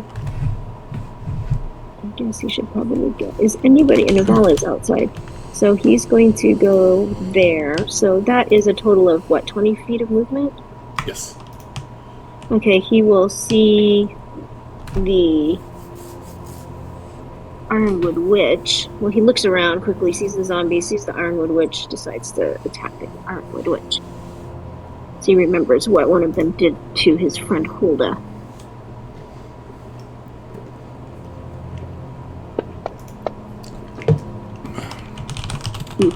And he fires it. Ooh, that's better. That's better. And, oof. Nice. His bonus action is to tell Latara to attack the witch. Go outside and attack the witch, and he will move out of the way of the doorway and go over there and pass his turn. So when he goes over there, you see another one. Oh no. Another witch? Oh, shit. Hits the scratching on the wall. The witchiest We're witch. Grim. Oh, Grim will come out to, let's see, that would be 10 feet. She'll see the witch, and she'll attack it.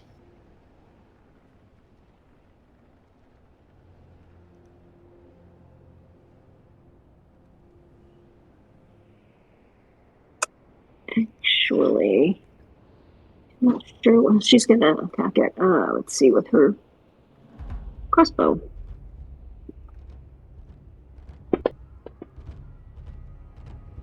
And misses, and she's going to move.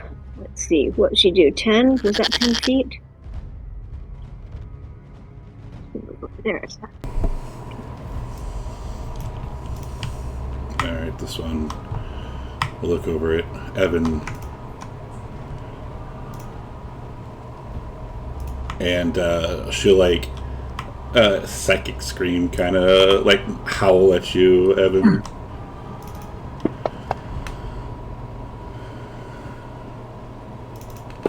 Wow, plus 10. Crap. Evan goes Ooh. down. Come grabs collect his- your friend if you dare. He grabs his head and goes down. He already has enough headaches.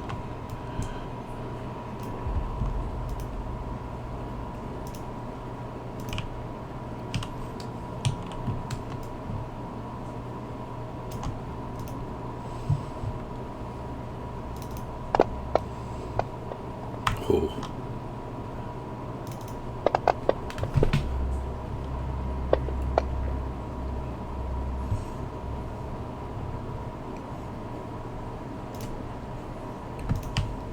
Alright, you told Latara to attack the wolf, or to attack the witch, right? The witch. Come out and attack the witch. She lets out a howl and bounds over to the witch.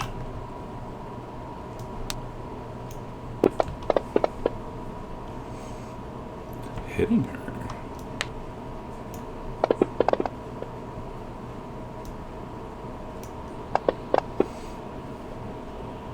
Knocking her ass prone. Let's go. Nice. Nice. Calico. Alright.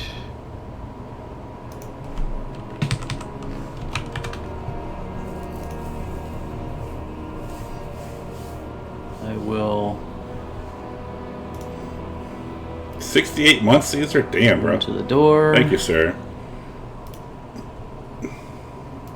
30.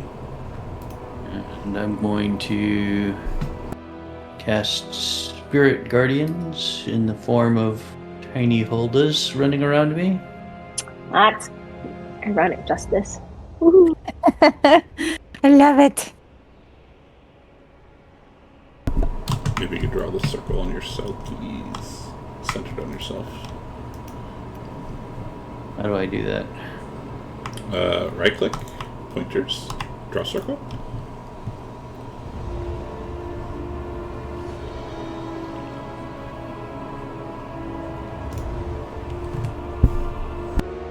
Pointers. Move that pointer. How big is it? I can't remember. So 20 foot? 15 feet. 15 15. feet.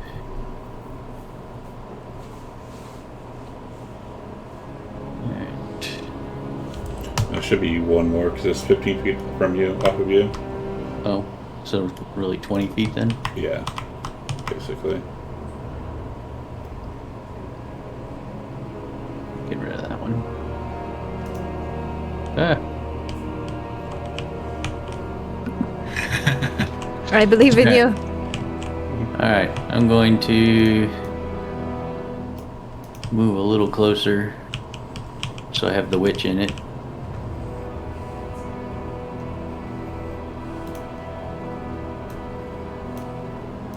There. And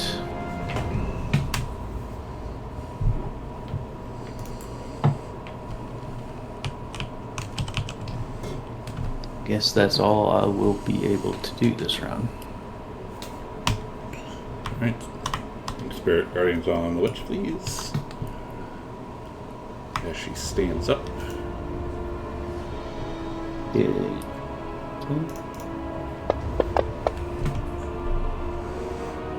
She saves, so half damage.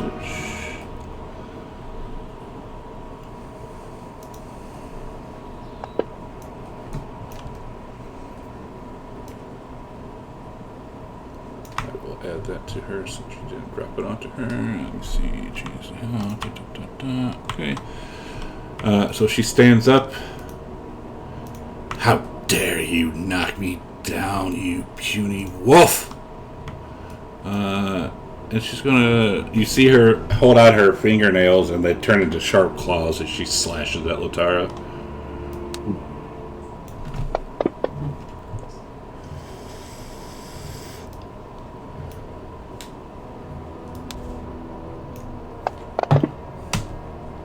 And she does it again.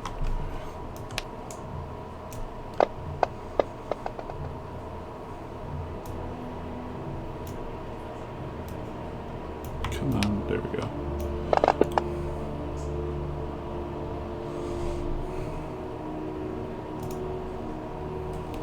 Alright, damage onto this guy, please. Or not the damage, but the, Spirit Guardians? Mm-hmm. It is on you to do every time.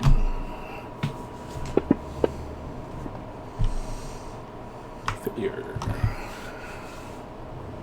All damage. Cool.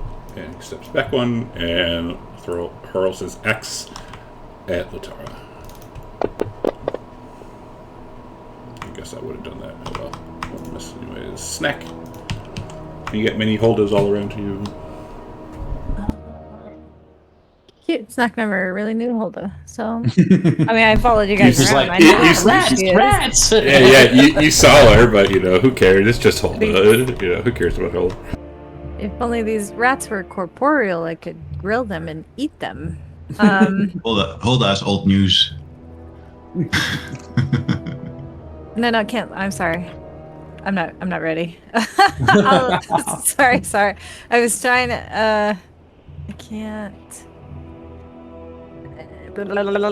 Okay, I'm gonna stay. No, not right where I am. I do need to move out. I'm gonna move there. I think that's 10. I'm going to. I mean, you guys have the witch well in hand, I assume. I'm trying to take these guys out. That's a big assumption. I know.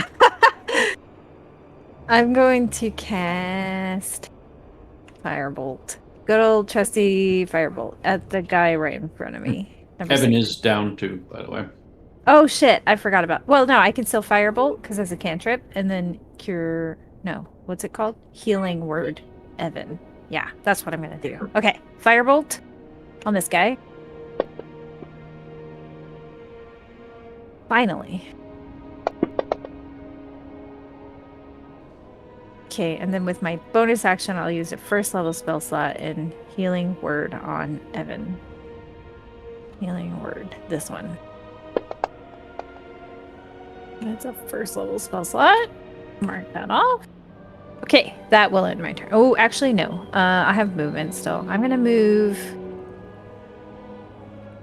and hide by Calico. Against the burning building. Yeah. Yeah, it's not fully on volumes yet. Alright, that's the top of the round. I gotta pee. Let's take a 10-minute break. Right. You're seeing we will be back in Dude, like my 10. healing word, so I rolled a 1! if you go away, please come back and we'll see you shortly. Hit this button, hit that button, and hit that button, and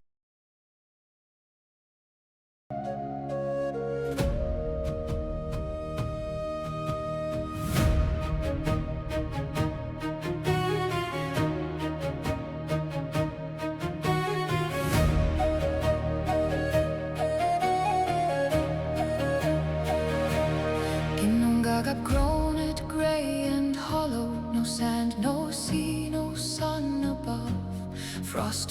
first, then fire followed.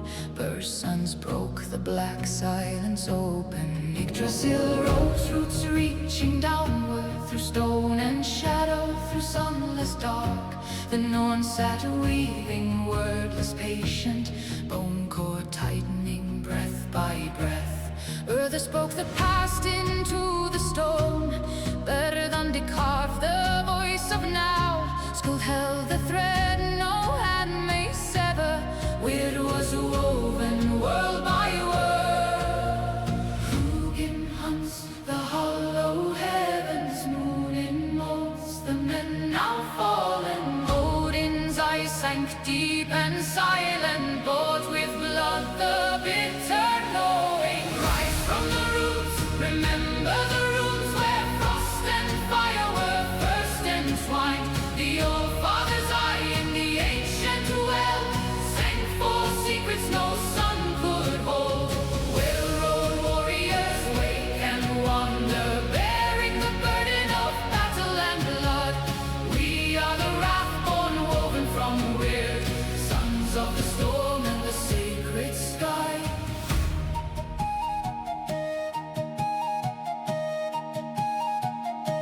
The Aesir assembled on Idavalu's plain, forged the fires, fashioned the stars, gold in their great halls, glory unbroken, till giant mates gathered from Ginnungagap.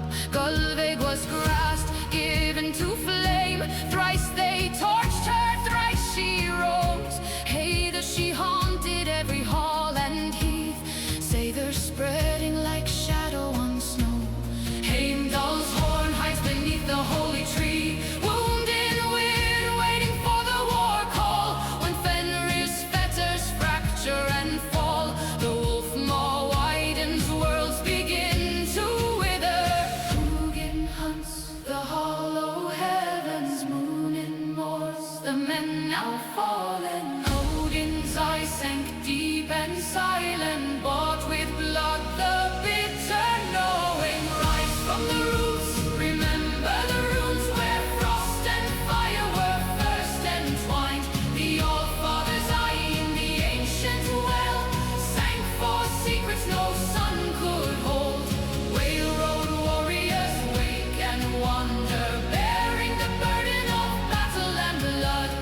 We are the wrath-born, woven from weird, sons of the storm and the sacred sky.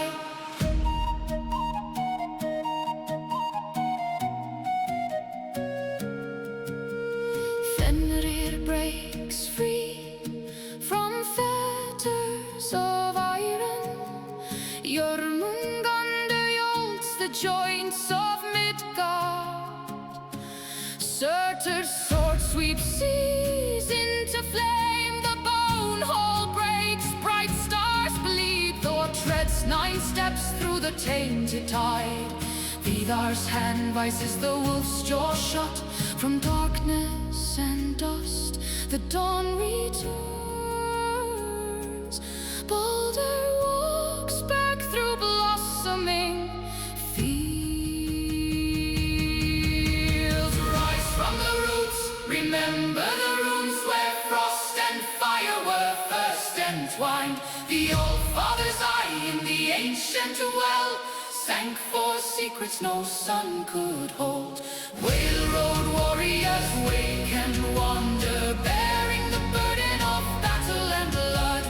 We are the wrath-born, woven from weird, sons of the storm and the sacred sky.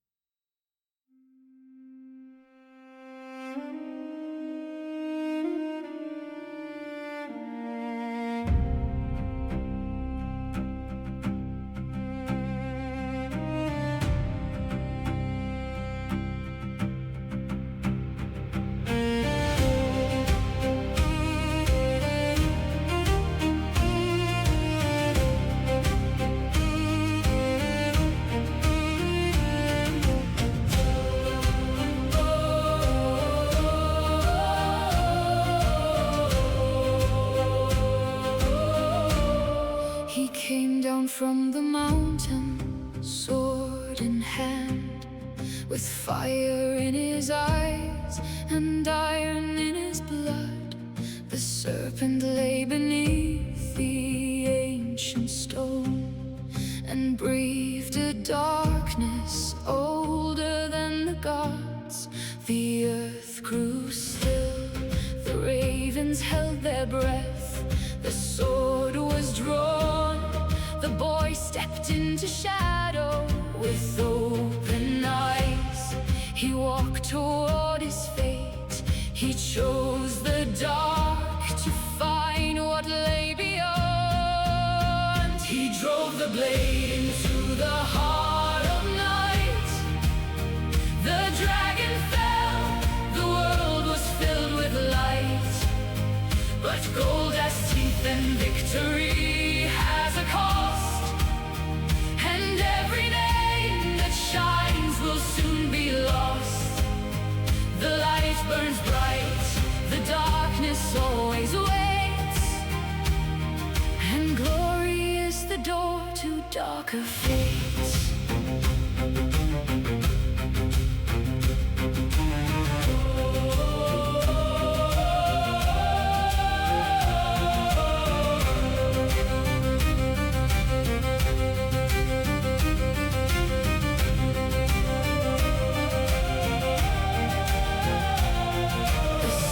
Spoke before the last breath came. It cursed the gold and whispered to the dark, the treasure you have won will be your grave. The light you carry makes you someone's slave. But Sigurd laughed and wiped the black blood clean. He did not know the things the dragon knew. The raven saw what he could not yet see. The higher that you climb, the harder the fall. He drove the blade into the heart of night. The dragon fell, the world was filled with light. But gold has teeth and victory has a cost, and every name that shines will soon be lost. The light burns bright, the darkness always waits, and glory is the door to darker fates. The gold was warm beneath his hands, the curse was already in his veins. He stood in light and could not see the shadow rising through his bones. What kills a dragon does not kill a fate. The sword was clean, but the blood was not.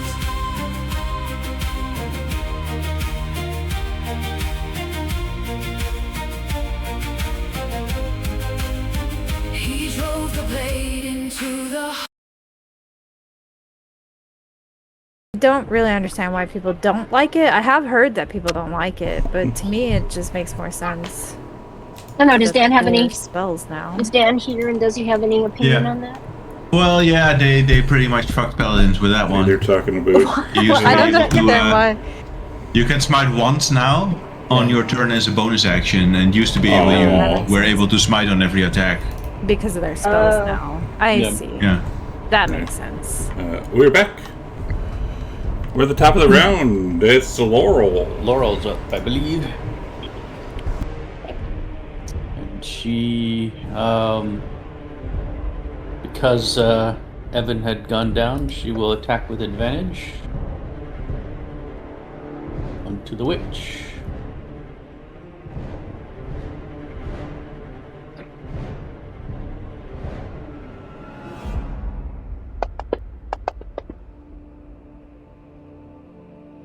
Hitting the witch.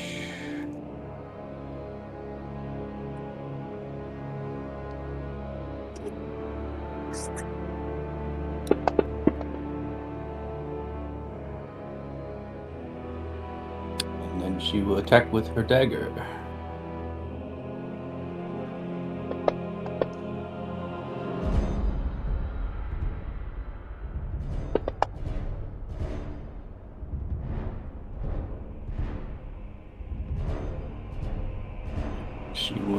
maneuver herself over here.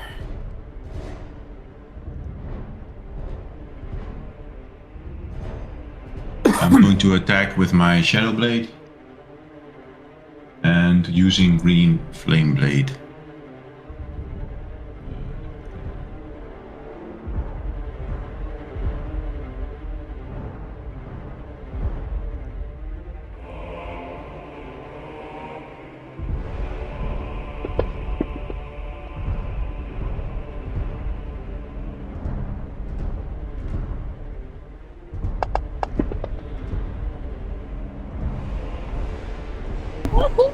Knocking the witch to the ground. And then Navala stabs her rapier through the chest of the witch, and then puts her foot against the witch and kicks her down to the ground as she pulls it out. Then she will move there.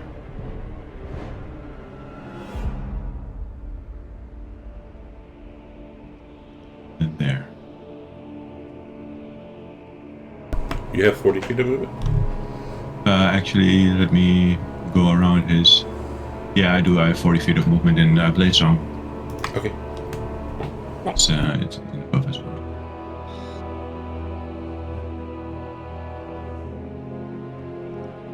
Evan. Evan stands up. He turns around and refocuses attention on this other witch that just shot him and decides to return the favor. So he is going to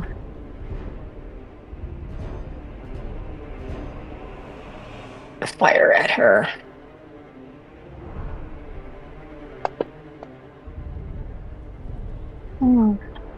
Nice rolls. Did you say big naturals? I said nice rolls. Oh, okay. But big natural 20s also counts. We do like big naturals, I will say that. Oh my god! Ralph! Get out of here! Ralph! He's going to actually re-roll that. He's going to take a chance and re-roll that and see what happens. Okay. Good. Hey. So she gets two extra points of damage from that. He is going to tell Latara, she's not doing so well. Neither is he. Well, yeah, neither of them are doing well, but he's going to have faith that someone in the company might revive her before. So he still knows that he says, "Come help me get this witch," to Latara as his bonus action.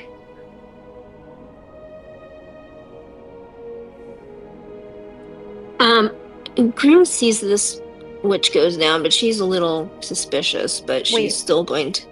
Who do you want us to revive? Well, Latara, if she goes down, he hopes, but... yeah, got it. Latara, Grim walks over to see what's going on. She's going to, let's see, go... Oh, she wants to stay within... Well, it's not like it's... oof. She's going to go over there. She sees Navala fighting, but she also sees this other witch, and she doesn't like them.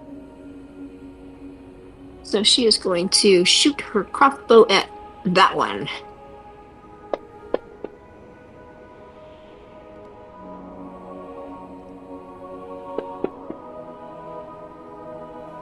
And she passes her turn.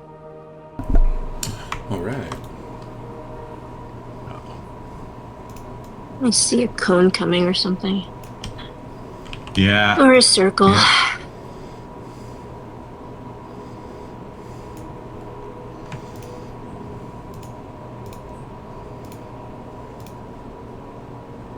Good night. Gracie. Thank you. This is a dex save. If you still have inspiration, you want to use it, hit it now. 3, 2, 1.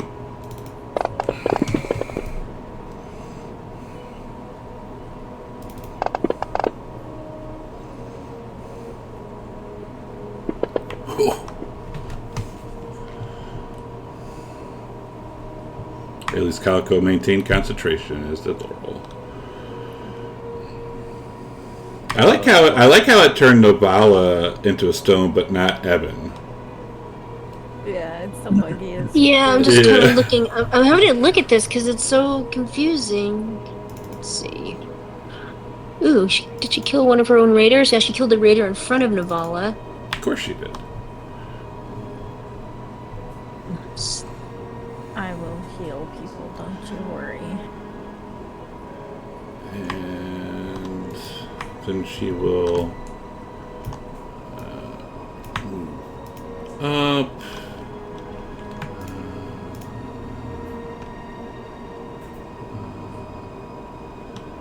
So all of you, except for Laurel right now. Find this thing real quick. So I can describe how you feel.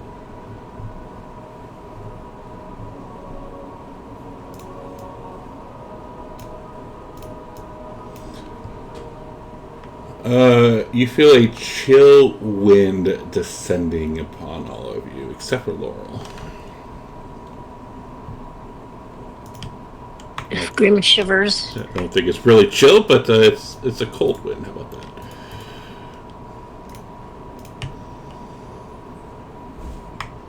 And she says, Yeah. "This is what happens when you mess with the witches." Calico. Grim says, yeah, we've heard that before.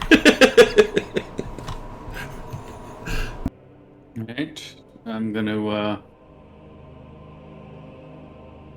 move myself next to her.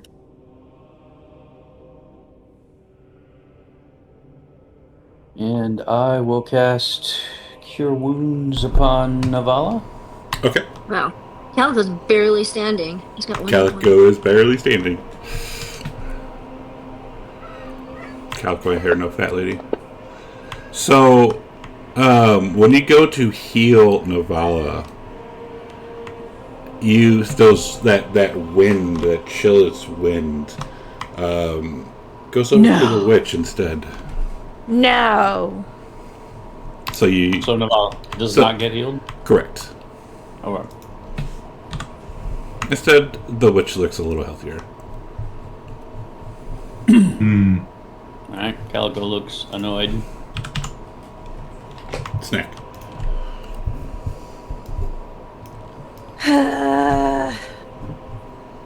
I know what's happening here. I don't like it.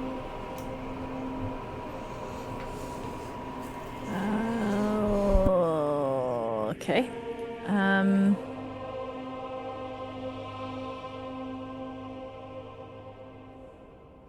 Fuck this fucking game. Okay? Thanks. How many second level spell slots? I have one left. Alright. I'm going to cast Melf's Acid Arrow at the Iron Witch. Nice. So, here's my ranged attack. Are you fucking kidding me? Wah, wah. Hang on, something happens if I miss with it. Do you still have inspiration? On a miss, I don't know. I forget how your inspiration works. We just get one every session? You get one session, yes.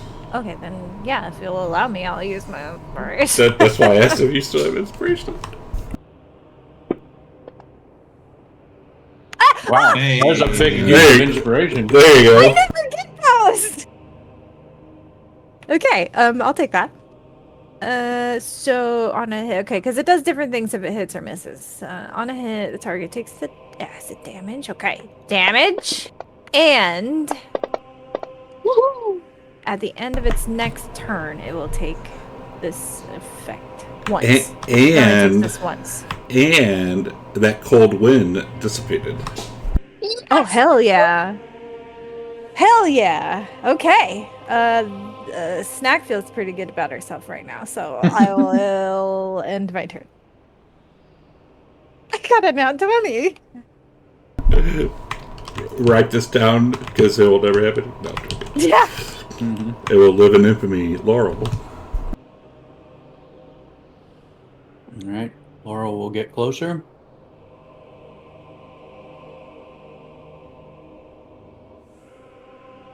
She will shoot.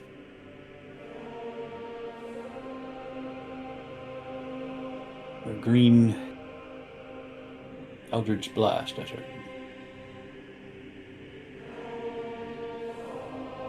And she will use advantage because multiple people have been down now. So.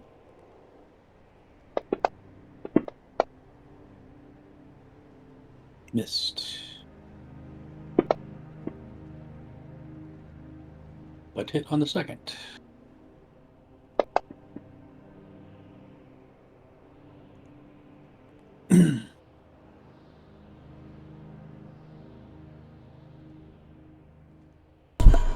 Death save in the tower, please.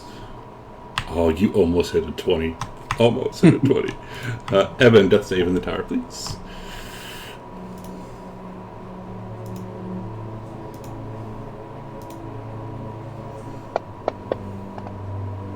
Thank you.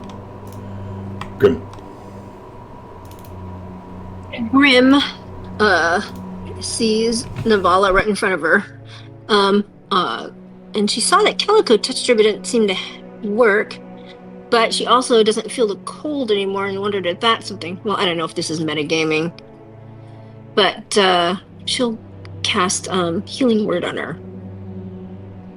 I don't think that's metagaming. He said we don't feel it anymore. So. That is not metagaming. Information the DM gave us. Exactly. I know, but exactly. But it's still like I don't know if Grim would understand the combination. So okay, so that was the level 1 spell, marking off that spell slot, and then she is going to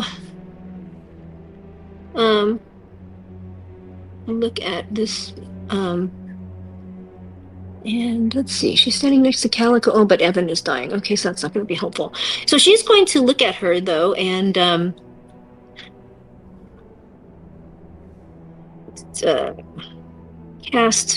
try this at her. Let's see, do I have her targeted?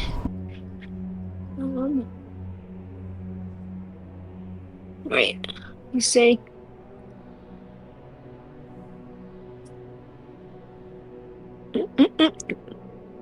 Where's it? Right, he's going to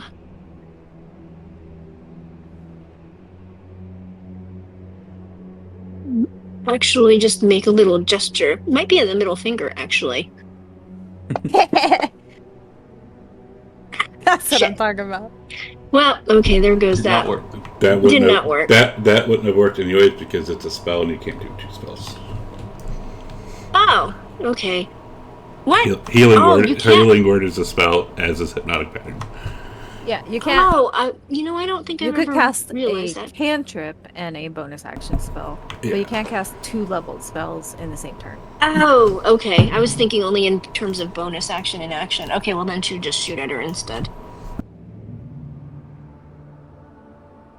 Which is why the only time I can healing word, I'll do a cantrip. And she misses, and she passes. Grim is going to get a little bit out of this clump.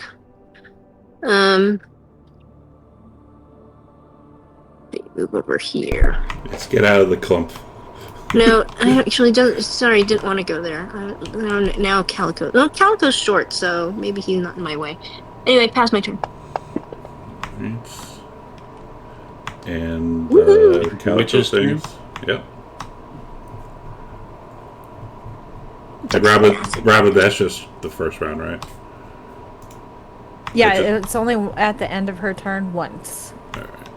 She already took It should go Let's take automatically with the effect. Yeah. it. She already took it, yeah. Ooh, wow! Oh, it that's happened. some Yeah, I serious don't know how to make the damage. effect do it at the end of her turn. I'm sorry. No, it's all good.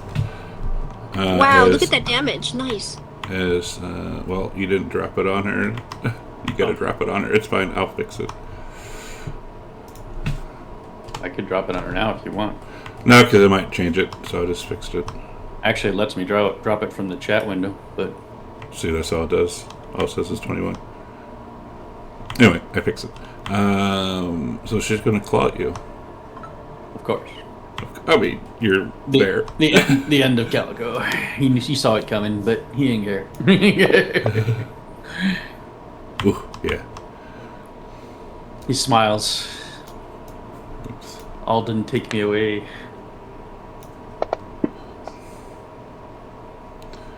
And not knowing that Navala is up. Should I walk over here?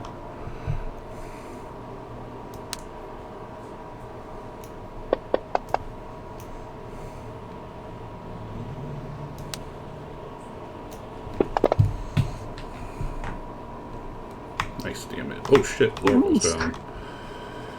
5, 10, 15, 20. Alright. Go up to snack. Chat, people. People need help, chat. Death save in the tower, please. Kako.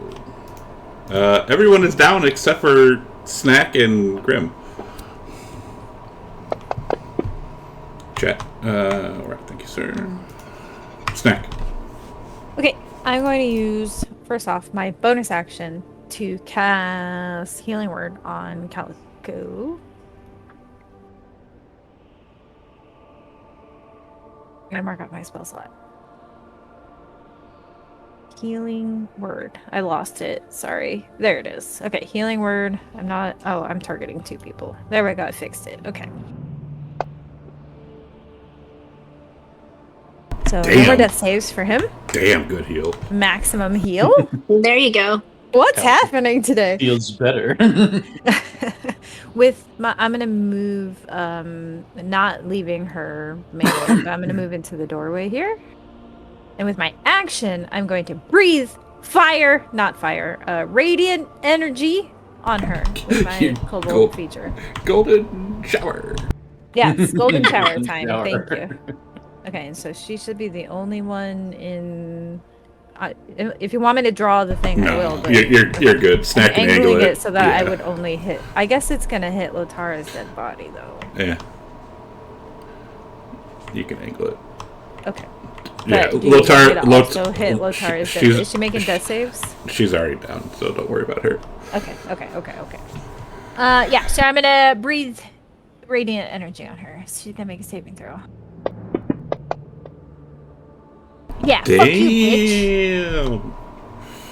Woo! Okay, damage was kind of meh, but.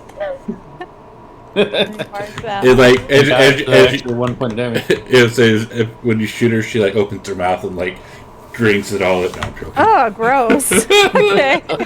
Golden shower. Laurel, a death save in the tower, please.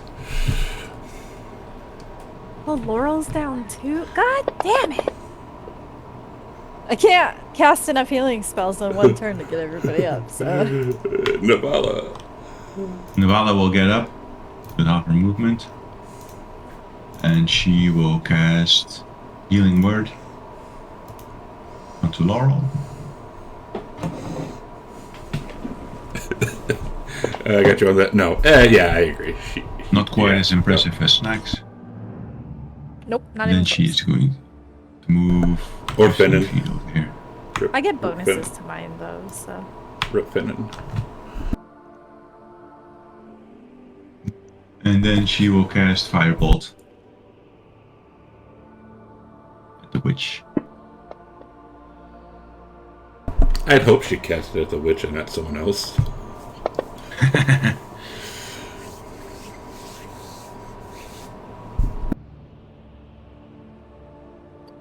Just save Evan, please. Oh wait, Navala. You might Yeah. want to check the calculation for the healing of yours, because it's not adding your spellcasting modifier to your healing. Oh, it is. Oh, it is. What? You have a +0? Yep. What? Navala, the incompetent wizard. Let's see, what way is the wind blowing? So Snack and Laurel, you get a whiff of something bad coming from this direction. Like poop? No, I wouldn't say that. Just more like rot and decay. Ugh. Evan's starting to die. Great. Like Evan's almost dead. Grim. Okay.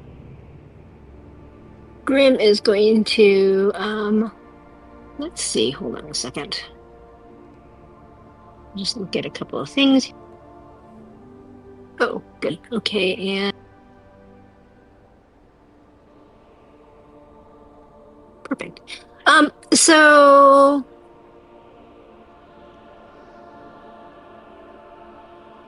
Evan, Grim has actually had, without smelling him, luckily, has noticed that it's been a while that Evan has been lying there. So, bonus action, I'm going to cast Healing Word on him. Let's see where that is.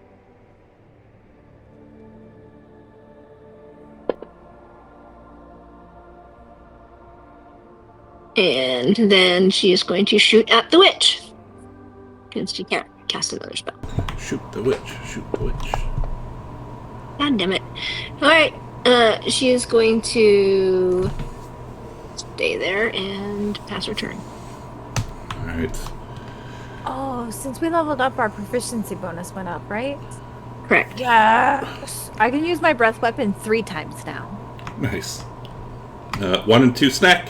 3 and 4 Laurel. Laurel it is. No dying. Don't die, please. She's going down again for sure. 30, 20. And then she'll attack snack. I don't like it. It misses. You missed me. She missed snack. Calico. Prone Good job, Calico. Snack. Alright, Calico will stand. And, he will recast Spirit Guardians on himself.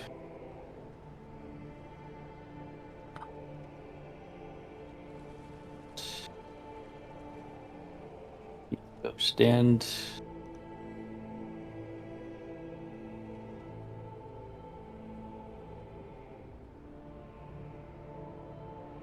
Over here by Latara.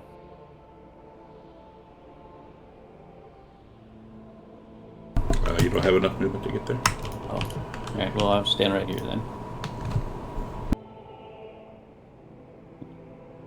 Let's see, I need a pointer.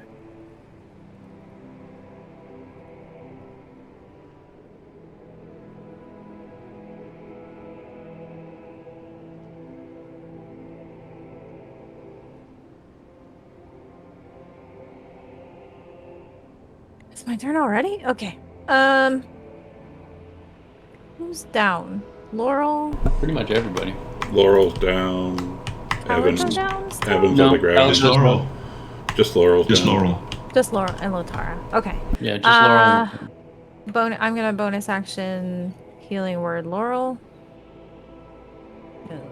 I can only do this one more time after this one, so we may be fucked. Fireball. Cue Pitbull. Healing Word. Healing Word. There it is. Cue the Pitbull song. At least you get her, so. Damn, another max heal. Ooh, another max. What is happening? Did you turn on like a cheats for me or something? Hell no. Okay, I would I'm never.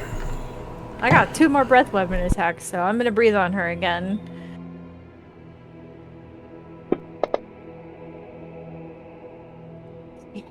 Hey.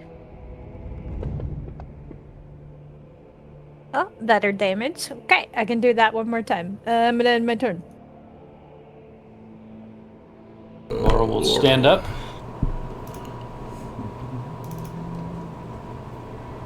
And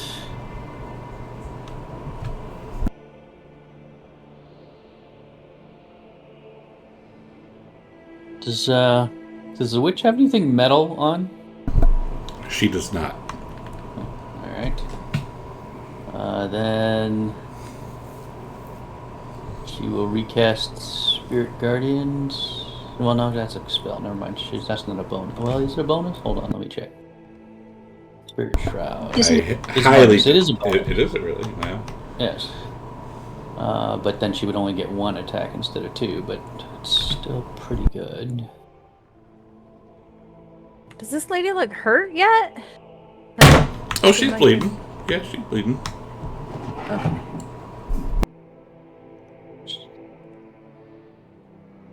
she'll cast Spirit Shroud on herself.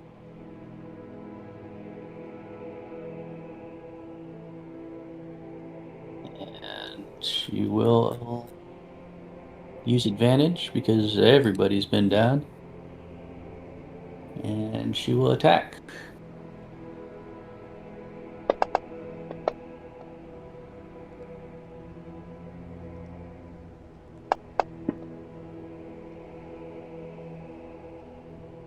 Let's see.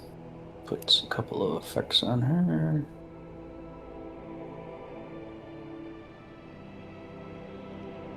And she will move between Calico and Witch.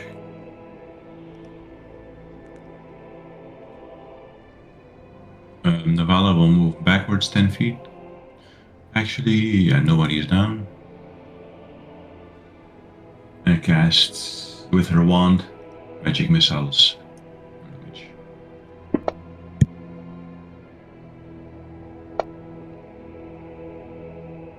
Fuck There's yeah! another one for good measure. And the witch goes down. Does The mini holders will Lotara... still feed upon her. And we're Does out of combat. Lotara... Grim is going to go feed Lotara a good berry. Or Evan is going to. I imagine Evan would feed her a good berry. His Okay. good berry. Okay. Grim is going to rush over to the bodies and start looking for anything that looks interesting. She has a thing for these witches. Are the bodies of the zombies still just like strewn about everywhere? Yes. Okay. I'm gonna start stacking them into a pile to burn them. Okay. Good idea. And Evan said, you said Evan's giving Lotara a good berry? Yeah, Evan's feeding his good berry to Latara.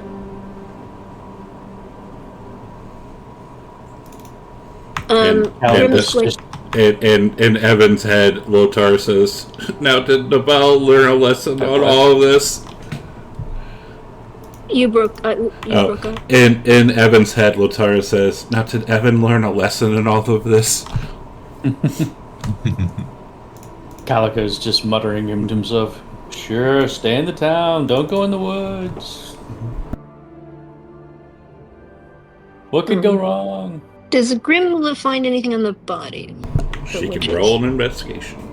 Right, and before she does that, you're gonna see she says a little something to herself, and she says, cunning as a fox. And she casts enhance ability on herself.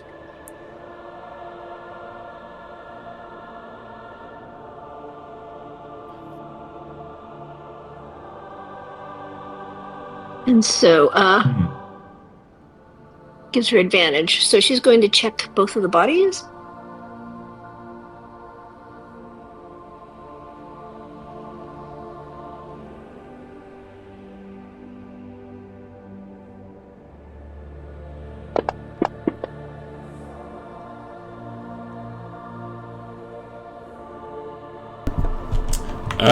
She finds Zip.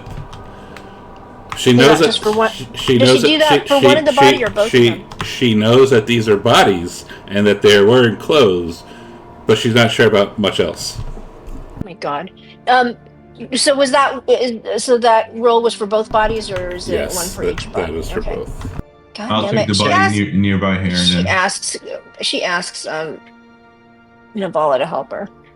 Like if she would look for her, because she knows Navala is very and Snack. They're very Navala also knows that these are bodies and they're wearing clothes.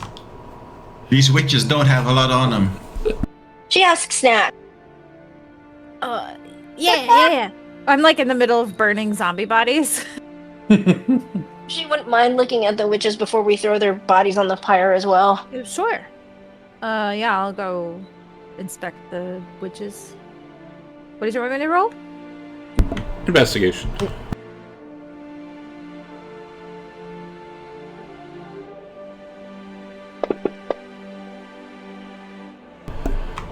Well, so Snack's looking, and she doesn't find anything.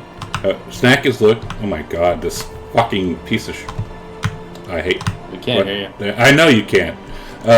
Snack is looking, and she doesn't find anything. She doesn't. Jesus fucking Christ. She doesn't find anything. Not even a component pouch. Doesn't seem to be Wow. much. I'm sorry, Grim. Not even a component pouch. Can they do their magic then? They're witches. Maybe like a sorcerer? Sorcery, Ugh. perhaps. Well, we should burn them. Do they have any weapons on them or anything? Nothing like that. Yeah, they just Nope. have really long nails. They No, were just like- clawing at people. No, Yeah, let's toss them on the fire. Well, spellcasting Grim wants a purposes? trophy. She wants something. She has to figure out what she wants. She's gonna grab. Yeah, no trinkets, brooches, holding their cloaks. Nope. She's gonna cut a lock. She's cutting. She's gonna. Oh, she cut a lock of hair. What does she know about Navalish? Because if I. Cutting a Well, lock of they hair were would be elves, dangerous. right, from the picture, so they have elven ears. But Navala would protest. Because they're elven, or because they're No, ears. because harvesting ears is savage. Grim, and she says that, and then Grim wasn't going to do it, but then she's going to now. She goes, good, because what fucking happened to Hulda was savage. So she goes there. She actually is going to go cut the ears off of those two of them. One ear off of each of them. She doesn't care. That's barbaric. You saw what they did to Hulda. It's eye for an eye.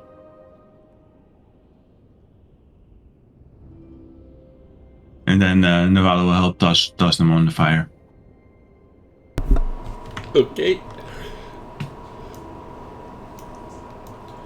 And everyone roll perception.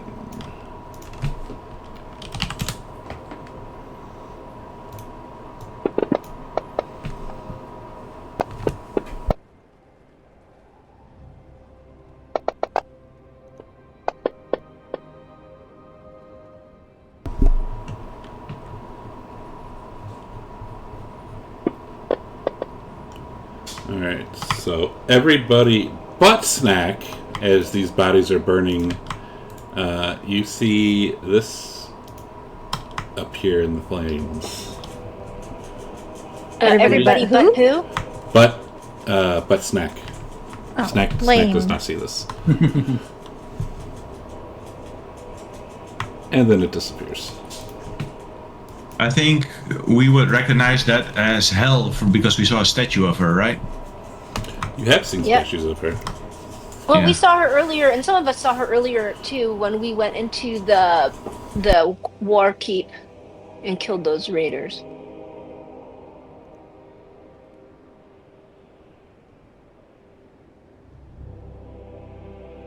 Can we go back to bed now? Now we have to sleep under the tree.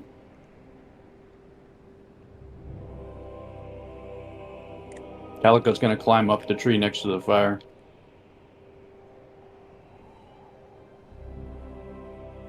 Lash myself to a branch for the night.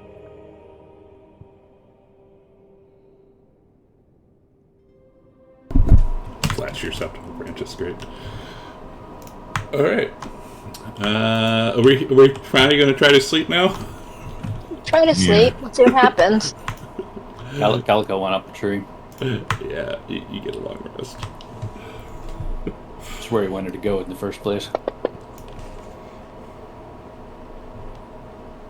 Snacks tinkering, please. Oh, don't forget Evan Oh, has yeah. to roll for insanity. I need to make Yeah. my elixir. And Evan for an insanity. Give me just a second.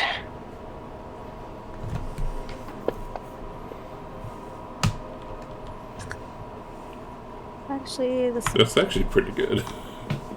Yeah. Yeah, it's a Very free good. bless. Oh, you I got like the getting boldness the- again. That's twice in a row. Nice. Yeah, I like getting the healing one because then I have to use less spell slots. Bringing people back up. If only there are other healers in here. It's true, but if the healers go down, then What's going to happen when Snack goes down? Also, I like to think that I've done the most healing this campaign. I'm just saying. I'm pretty certain you have.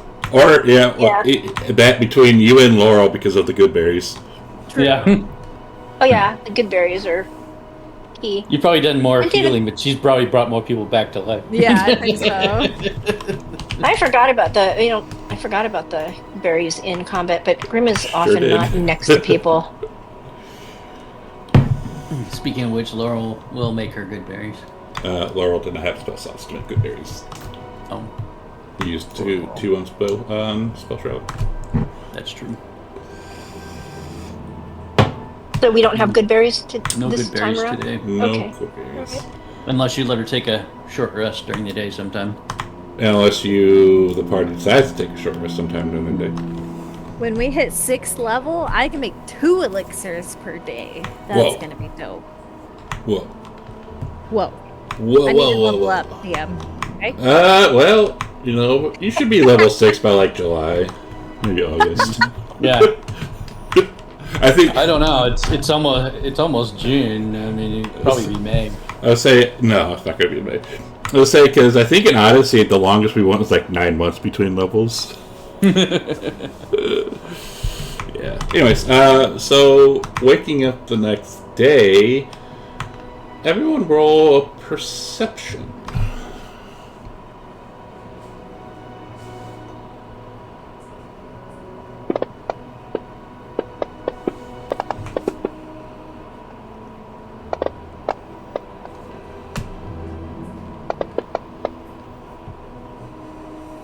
All right, so Grim, as you're kind of looking about the town, like traces of the battle, you can tell that it's kind of like been cleaned up. Like the ashes from the corpses, they've been cleaned up. Some of the the fire has been kind of cleaned up. So it looks like something here has been cleaning things. Don't tell the party that. What's going Did on? Laurel see Reach. anything? She didn't sleep last night. Nope, Laura did not succeed in her check. Are there any tracks or anything? No. Odd. Sus. Grim, you could, or actually, if you are from here, you can roll a history check.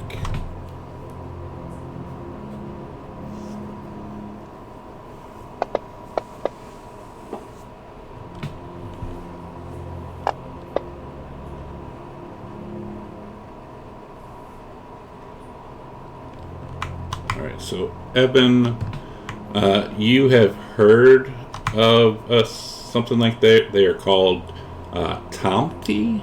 We'll type that out. Oh, those. Okay, he knows what those are. Yeah, they are small fey creatures who watch over mortal homesteads. Yeah, They didn't do a very good job here.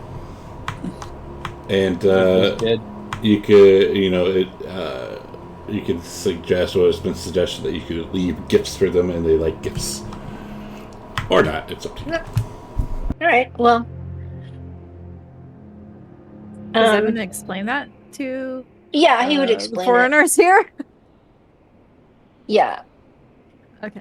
I'll leave like a little, I don't know, like 5 gold pieces. Do they like gold? I'll ask Kevin.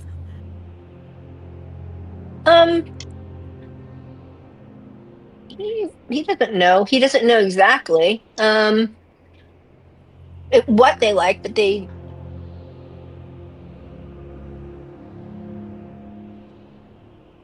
they do like presents. So I don't know. I don't know if that is considered a present. I will. Yeah, I mean, I'll grab a big rock and kind of like make a makeshift gift altar type deal thing situation. I'll put like five gold pieces on it.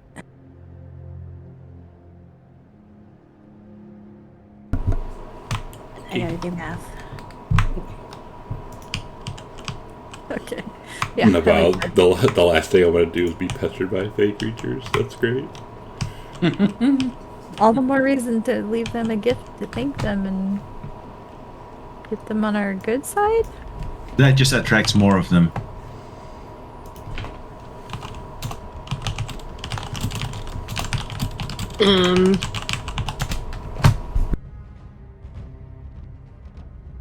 What is it, Lotara? I'm hungry. Food, please. I'll give her a ration and I'll pat her on the snout. And she licks it. You fought well, Lotara. You're getting big. Rough. Big enough to ride, almost. Rough. Rough. You'll see her like kind of go to her knees. You want me to ride you? She looks at Eben. And I'll Rough. I'll climb on my back. Roll a deck. Roll dex. All right. Evan's pet is Navala's pet now. So Lotar gets up, and Navala, you hold on to her quite well. Navala's good at writing things, is what you're saying? Hey, you said it. You said it, not me. Maybe.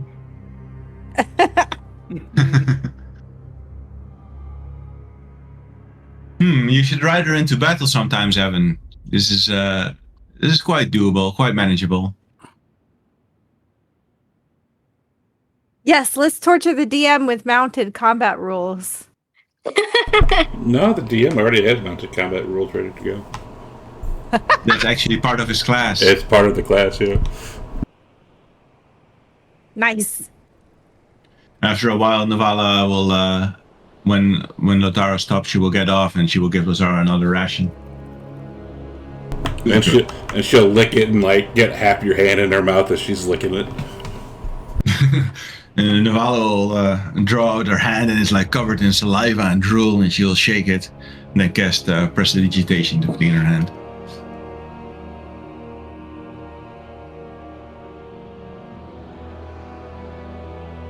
All right.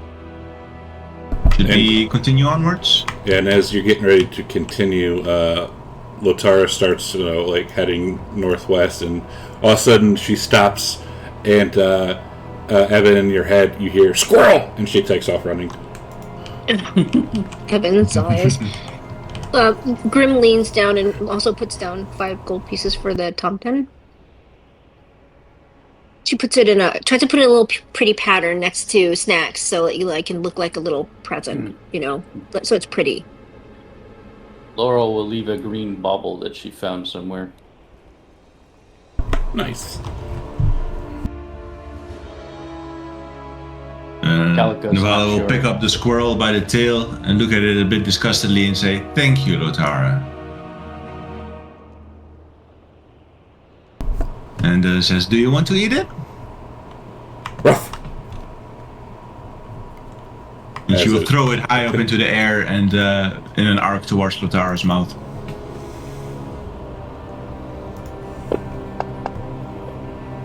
Oh yeah, easily catches it. Good girl. Satisfying crunch.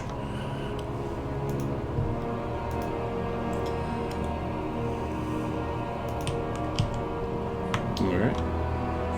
Going to head out. Moving out. While we have daylight. Heading northwest. Alright. I really need Burning a George daylight. Sky. Oh my. Alright, so a half day's march through the ever-descending tree-covered canyon brings you to a smaller tributary branching out from the main river. It descends gently to a small, partly frozen lake. Surprisingly, because there is no easy portage from here to the sea, the burnt remains of over a dozen longships clutter the lake. Ice covers the vessels.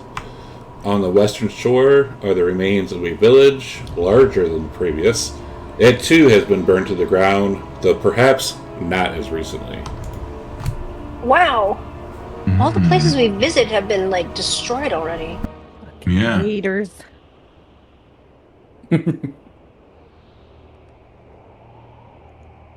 raiders or the witches. This whole world is so bleak. Where's the whimsy? The color? You are in the frozen north. And then There's plenty of Grim is red. wondering, how did these lonships get here? Because there's no...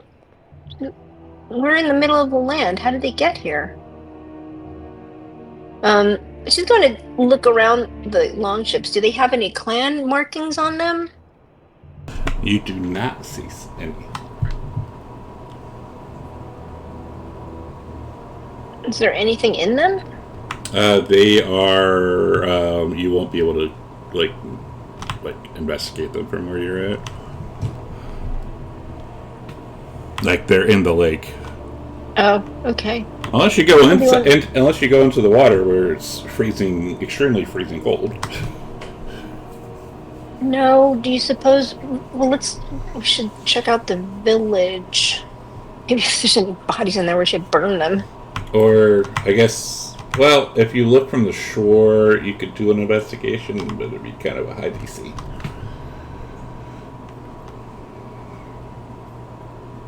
Well, what the hell?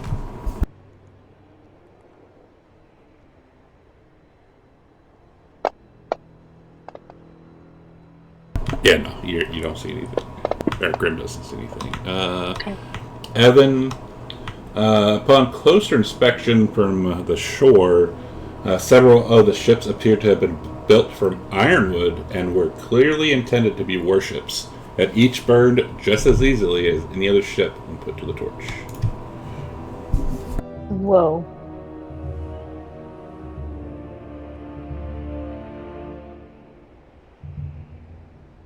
Interesting. Do we know if ironwood is supposed to be flammable, or is it supposed to be like resistant to fire? Ironwood in particular? Apparently not. Apparently not. This is, I think, the first time we've encountered ironwood being burned, right? So. No, but I mean, it's like, would we know that something extraordinary was needed in order to burn the ironwood? Like, is it natural? Is it more resistant than regular wood? Would we know that? Or is it just like, well, they just got burned like everything else? I don't think you would know it since you haven't really encountered it that much. Okay.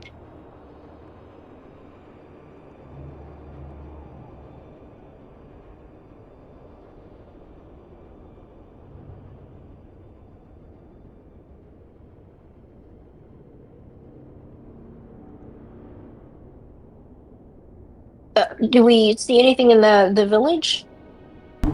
We go investigate that? Going into the village. It's extremely similar to the previous settlement, except there are 0 bodies and numerous tracks lead west. Does Calico's sense say we should go in the direction of the track? Is he using it? I will use it again for the day. Yes, it is telling you to go west. Yep, still saying go that way. I guess these zombies must still be headed that way. When we look at the tracks, do they look like they're shuffling, like they're dragging across the ground like they're zombies, or do they look like people, or can we tell what caused them? Survival, maybe? Okay. Let's see how the ranger does with this.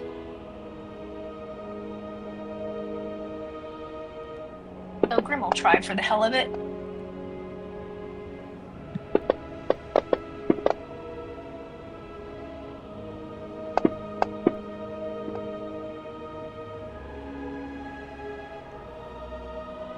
So the ones that rolled besides the ranger, funnily enough, there are some shuffling and some normal steps. Mm-hmm. This one has rhythm, that one doesn't.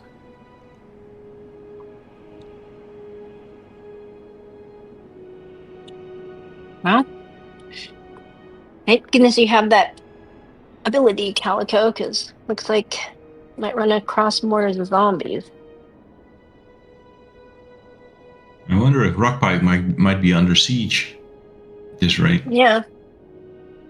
Yeah. It seems like everywhere we go, it's under siege. Like we're one step behind things attacking. Like Snack said, it's a bleak wasteland or bleak escape. I guess we should hurry up and get going then. Yep.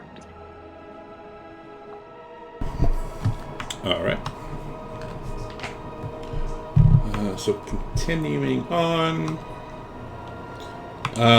you will need to rest unless you want to trudge in the darkness. No, we'll make camp again. Okay. I'll heat the wood with prestidigitation to make it burning ready. Perfect. That we gather. Perfect. Going up a tree as usual. Perfect. Doing watches as usual. Yep. You know, during this rest, I think Snack is gonna find somewhere kind of like away from the party for a little bit of privacy. I'm gonna pull out my ring of regeneration and I'm gonna look around and make sure like nobody's following me or watching me or looking at me or anything like that. And I'm going to hold it in my little claws. I'm going to look at it, have a really good cry, and then I'm going to attune to it. Aww. Poor Snack. Why is Snack crying? Wouldn't you like to know? Amaze. This ring is very special to her, and it wasn't made. She made it for somebody else, and I had zero intentions of attuning to it in the hopes that I could give it to the person it was intended for. But I don't think that's gonna happen anytime soon. So, Aww. Well, you said she made it for someone else? correct. Snack. So, yeah, after however long it takes to attune to it, I will return to the group and get ready to bed down for the night. Okay. Is anyone else doing anything during this? Laura will cast her good berries. Neat. Alright, so... Oh, I still have one more like item infusion I can do because I forgot that I turned off Calico's shield enchantment. So Oh, I remembered that. I just figured, like, who trusts all these sus people? Still like that back at some point, but yeah, I think I may do that. So yeah, I will approach Calico during this rest. He did go down last battle, yeah? Last time we were fighting. Well, yeah, a lot of everybody. I say everybody all the time. Yeah, pretty much. Yeah, everybody except for in this past one. No, Grim went down too. So. Okay. Yeah, I say this last fight, everybody except for Snack went down. I'll approach Calico and kind of sheepishly say, "Your shield looks a little worn." Yep, it's taking a beating just like me. Well, if you promise me next time you get cursed by an item that you won't attack me with it, I'll re-enchant your shield. Oh. The nature of cursing might not allow that, but I have said I'm never picking up a weapon again, so you don't have to worry about that. Snack laughs and I kind of like shuffle towards him and hold my hands out for his shield. No, hand it over. Actually, I hand it out of the tree because I'm up in the tree. Oh, you just drop it towards me. Punk. I don't think I realized that he actually swore off weapons. Yeah. Okay, I will Wow, once again. like swearing off armor or something. I'll sit down with his shield in my lap, and I will say a prayer in Draconic to Drana. asking for protection on it and infuse it with the armor class bonus +1. So I'll just put that effect on him. And All right, enjoy that one, Calico, and then I'll walk off. as the last silver of light starts to go away, y'all hear vegetation cracking and breaking under the hooves of a herd of horses ahead. And as they come into view, each appears like an ordinary horse, except each only has 3 legs. A somber-faced child sits on the back of each horse. No.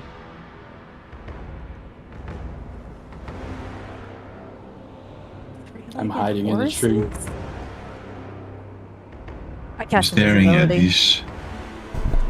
Would you mind? This I'm is what sorry. they look like. Would you mind repeating that? Because never mind. You just was reading that. I was away from the keyboard. Never mind. And that is what they look like. Again, they are paying you no attention. I cast invisibility anyways. I go invisible. I'll whisper out of the tree to Navala. Leave it alone this time. Lesson learned, Calico. Do you suppose that... Oh, Sita's not with us. Do we even know what a Helma is? That was a place, right? Yeah, I guess so. 3-legged horse. I know, I don't remember anything being mentioned about 3-legged horses. How many of them are there? 6.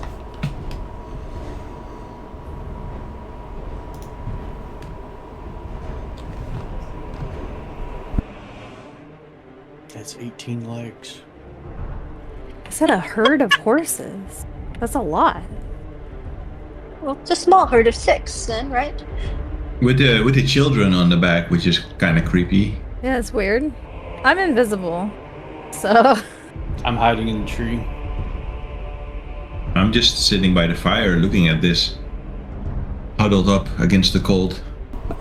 That is what is riding on the back of the horses. What the fuck? Those aren't Are children? they do they look like little wickers? They do not. They look kind of... Well, there's the one crawling on the bottom left. Does that look like it's undead? Don't know. That is what you see. But they don't seem to be paying any attention to us? Nope, they are staring straight ahead. Let's carry on. They're walking though, right? Let's count our blessings. Yeah, let's just... And then we'll probably just follow them. Because I wonder, are they heading west, the direction we were heading? They are heading We need the a opposite. rest. They are heading the opposite direction. They're going the way we just came. No, Lotara, not now. Yeah. A very bad idea. Yeah, Evan said Yeah. no. You'll get sick if you eat those. I'll tap on Grim's shoulder, even though she can't see me. I'll whisper, do you want me to get closer to investigate them? I don't... I mean... If you want. Okay. I will try to walk closer to where I can see them better.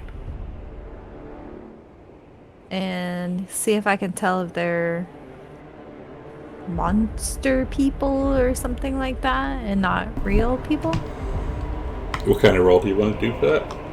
I'm just looking, so probably I guess perception or yeah. Sure.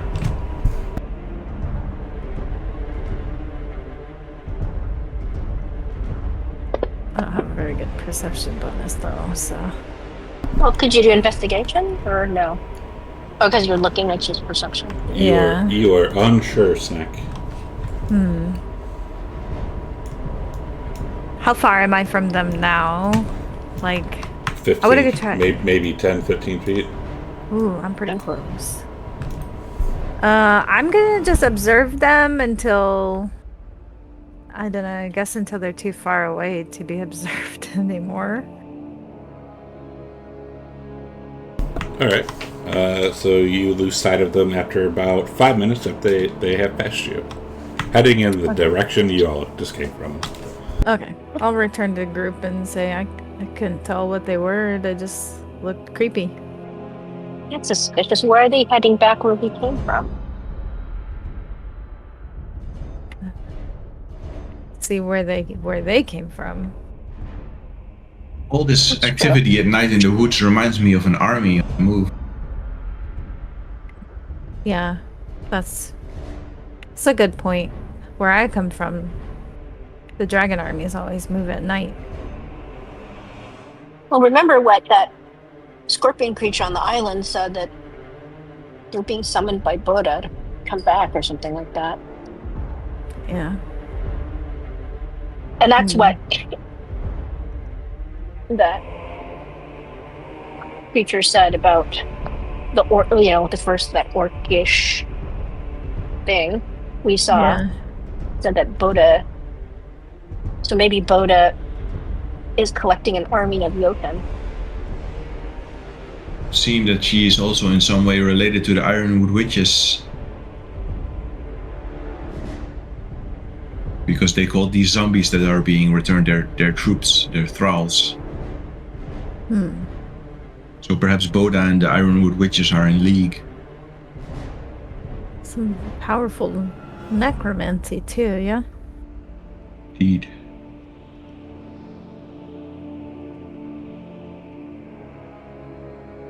Interesting. And they speak Draconic. Some of the minions of this entity.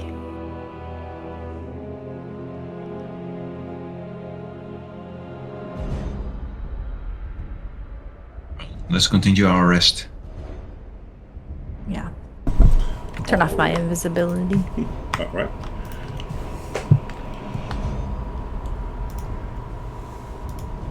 All right, so on the road again. So actually, before you get on the road again, when you wake up, I need a D20 from Evan. Did I roll my elixir for this rest, or that was the last rest? That was last rest.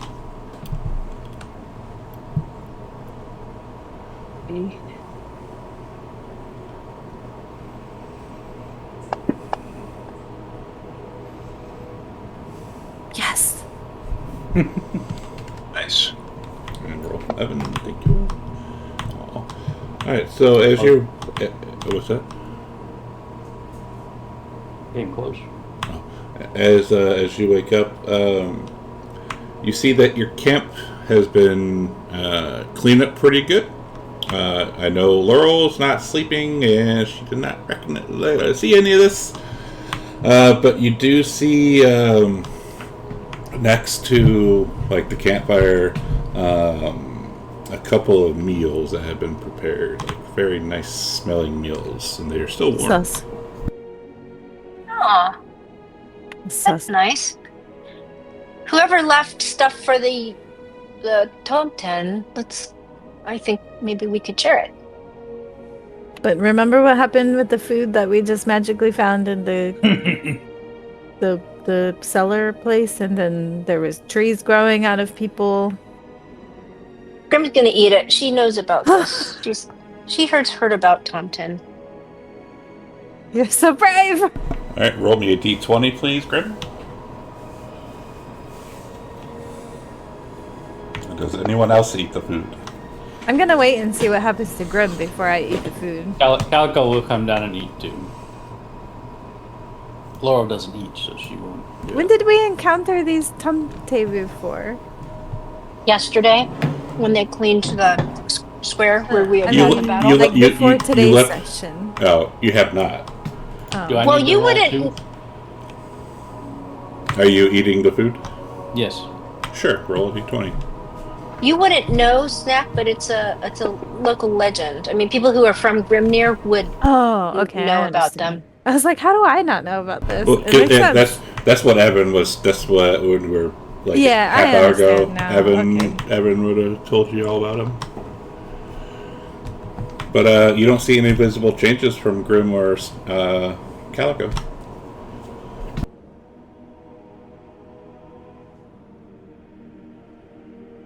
And Calico will, oh, he's here. He's going to say, Alden has given me one more gift we might use at some point. If before we get into battle, or even after we're in battle, like if you're very close to me, and we all make a pact together, then I would be able to heal you wherever you are in combat.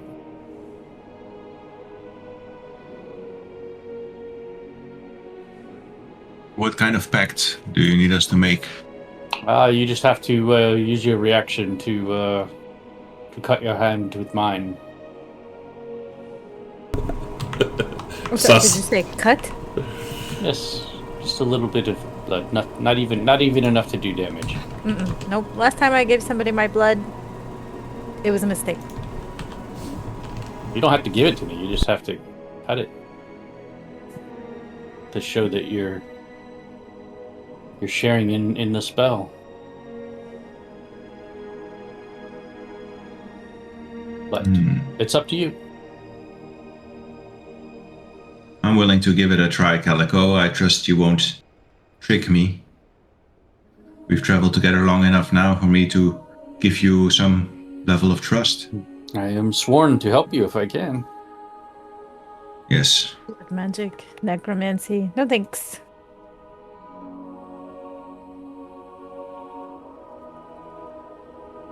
That's okay. Everybody has to be very close to me to do it anyways, so maybe there'll be more space if you're not involved.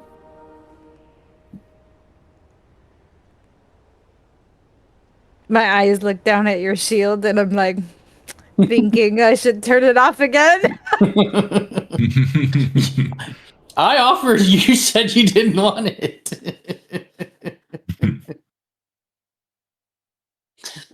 I can turn it off anytime I want. So That's if right. you start stealing my blood for like bad resurrection magic. I've already sworn to the Lord, to the gods, to assist you in any way I can. Yeah, but your gods mean nothing to me. Neck, well. surely you do not suspect Calico of all people to be a necromancer of sorts? Come on. He just asked us for our blood. It's how But spells also- work in this land. Also, I don't think Snack was there when he made that oath. That's true. I was holding. Yeah. Maybe I didn't swear to protect Snack then. Yeah, exactly. Yeah, you did. I'm nothing Snack to wasn't Good you. point. Snack wasn't involved. Calico feels better. So we just give ourselves a little cut. We don't have to give you our blood, right? No, just a cut. Okay. See? He won't use it to scry on us or what have you. That's I what doubt they he knows say. how. That's how it starts. Oh, it's just a little. Oh, I don't need to keep it. Next thing you know, you die, you wake up, and they're torturing you again. Calico? Nah. Anyway, just a thought. Our captain needs us far too much. So, anyway. Let us move on. We got to catch those zombies before they get too far. Yes. Otherwise, the next town will be burnt too. Yeah, it's like, what's happening? I hope Rockpike remains intact. I could use a bit of civilization. All right, let us go. All right. So, heading out. About 2-3 hours later, the still forest quiets further as you enter a frozen glade. Only the creaking of ropes rises above the crunching of your boots through snow. You see 4 armored men wearing blood-splattered white cloaks dangle from nooses along the glade's edge. At least a dozen other armored soldiers have been torn apart, their body parts strewn and scattered about the clearing. A trail of wolf tracks, raider boot prints, and blood leads west. In the center of the clearing stands the blackened stump of what was once a moderate-sized tree, wisps of smoke still emanating from it. A woman armor-clad as well, dangles by her feet from the branches of the tree nearest the stump. Her head is just inches from the ground, a pool of blood freezing beneath her.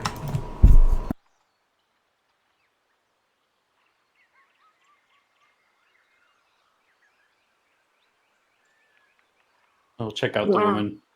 Would we recognize these armored men as Bainder? Yes. Okay. So they're being raided right now. Bander is like non-clan people, right? Correct. Yes. I remembered something. I'll just inspect the woman real quick before we move on. Do I notice anything really unusual? Why she's different than the others? As you go to inspect her, she makes eye contact with you. Bah! She's alive. She is still alive. Alright. I will cut her down then. What about the men? The men are dead. I will ask her what happened to you. So as you cut her down, she scrambles to her feet really quick. She looks like this. And she says, "If you're going to kill me, just have at it. Just kill me. Get it over Why with." would we cut you down if we're going to kill you? I don't know. Your people like to torture us. Just get it over with. Our people? Who do you think we're with? You're with the wars. No. Yeah, not with them. I'll show her my Quite the sigil. opposite. Even though I know she won't recognize it, but...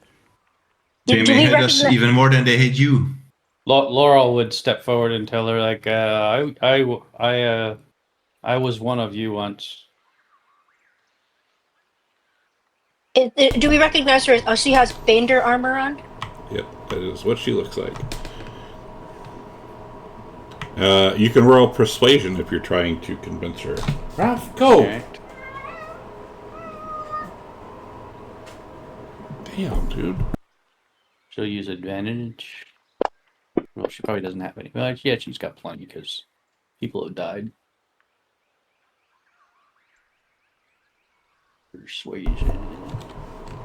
And as Snack persuades her, as Laurel took too long, she like leans or like sits down and puts her head between her hands. Oh, we wanted better farmland and safer places to raise our families. You don't say.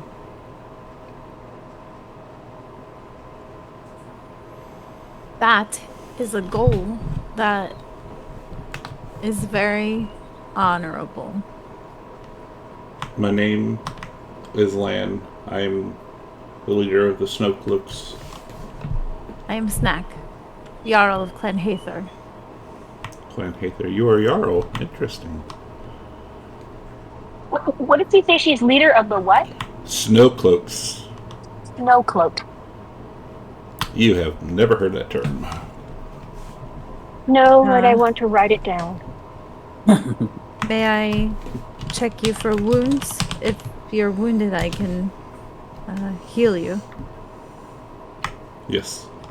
Okay, I'll give her a once over and use like a cure wounds to, or healing touch to heal her if she's wounded.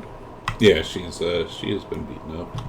Okay, yeah, I'll just cast it once, like a, what's it called? Yeah, cure wounds. Yeah.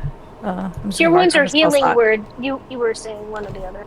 Yeah, the one where I touch her and heal her, the better one. So I will heal her with healing touch. Jeez, thank you. No, cure wounds is what Cure it's called. I've never heard of healing touch. Is healing touch like third? It's a World of Warcraft thing. Oh, Sorry. There is a heal spell, but it's like 4th level.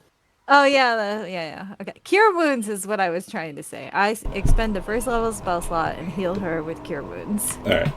And I'm gonna go through her back in AD&D or something. as she gets up, she says, "Thank you. We must go warn the king. We must warn King Sinric about them." King who? Sinric. Oh, that guy. Laurel makes a face with this. How far are we from the king? I'll ask her. Like, is he nearby? He is a rock pike. And how close are we to Rockpike? Why are you heading to Rockpike, if I may so boldly ask a Jarl? Because we're looking for some civilization. We were hoping to do some trading, Grim speaks up, and buy Yes. some supplies. We desperately need to resupply. And what led you here in the first place? The only civilization is leagues from here besides our little kingdom. We're on our way to the Well of Wisdom. The what? The wolf at the Well of Wisdom. Apparently we have a Valkyrie that they might be interested in, but I think she's just a normal woman. You've seen her? Yes, she was captured and sold to Cynric. Who captured her? If she was such a great Valkyrie, I mean, you can't capture a Valkyrie, right? So she's just a woman. Who captured her? And who was wondering? My name is Grim. And she looks at Snack. She's a Grim and her name is Grim? Yes. Grim just says, I am who I am. Interesting.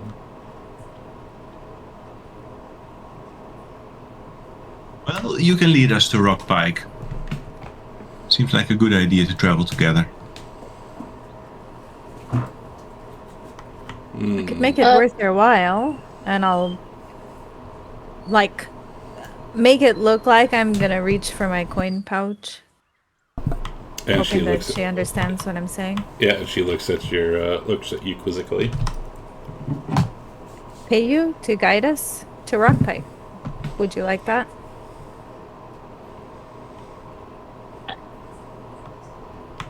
And she goes, "What am I, a simple guide?" I mean, your people here were slaughtered. I don't know if you want to travel with the group for some protection, get some payment out of it, start your life, carry on. My life is, I have a good life as it is. I am the captain of the guard. So... I don't think your guard exists anymore. That kind of gesture around at all these bodies everywhere. And she says, I agree. We should burn them at least. Laurel would ask her if... Well, Grim would ask her before... She would continue asking her who captured the Valkyrie. Was it the Clan War? And she keeps diverting. Like, you ask her that and she'll start talking about something else. Like, it's like she does not want to give you that answer. I mean, she has no idea who you are, so there's no reason to give you that answer, right? Well, Grim would say, look, boy. Laurel would try to find an opening to ask her if she knows anything of if the king has had any dealings with Clan Or. You've heard rumors. But she said that's who attacked here. Right? And she looks at you and says, you obviously passed, if you're on this way, you obviously passed our fleet you obviously passed our fleet that has been destroyed. I said Orn, Clan Orn, her clan. Oh, you said War. She says, Clan Orn, no. We have no connection with them. I've heard differently. Do I believe her? You can roll insight.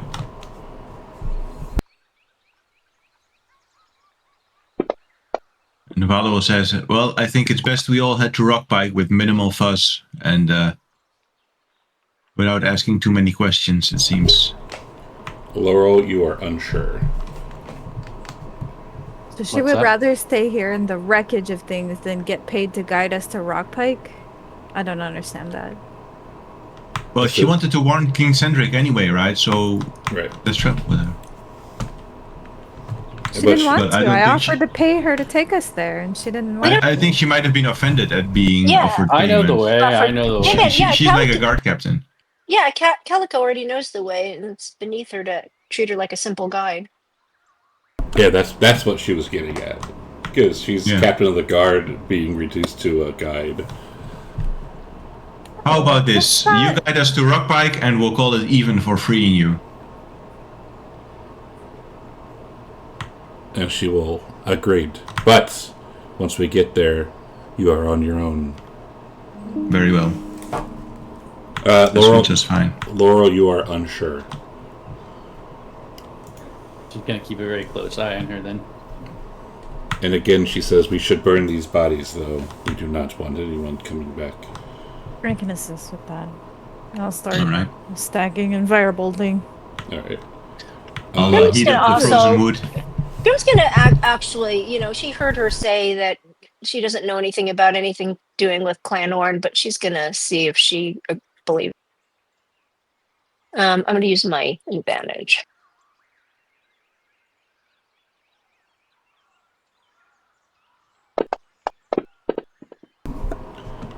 You believe her.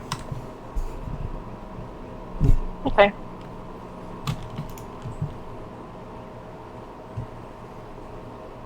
So we spend some time burning the bodies, setting up pyres.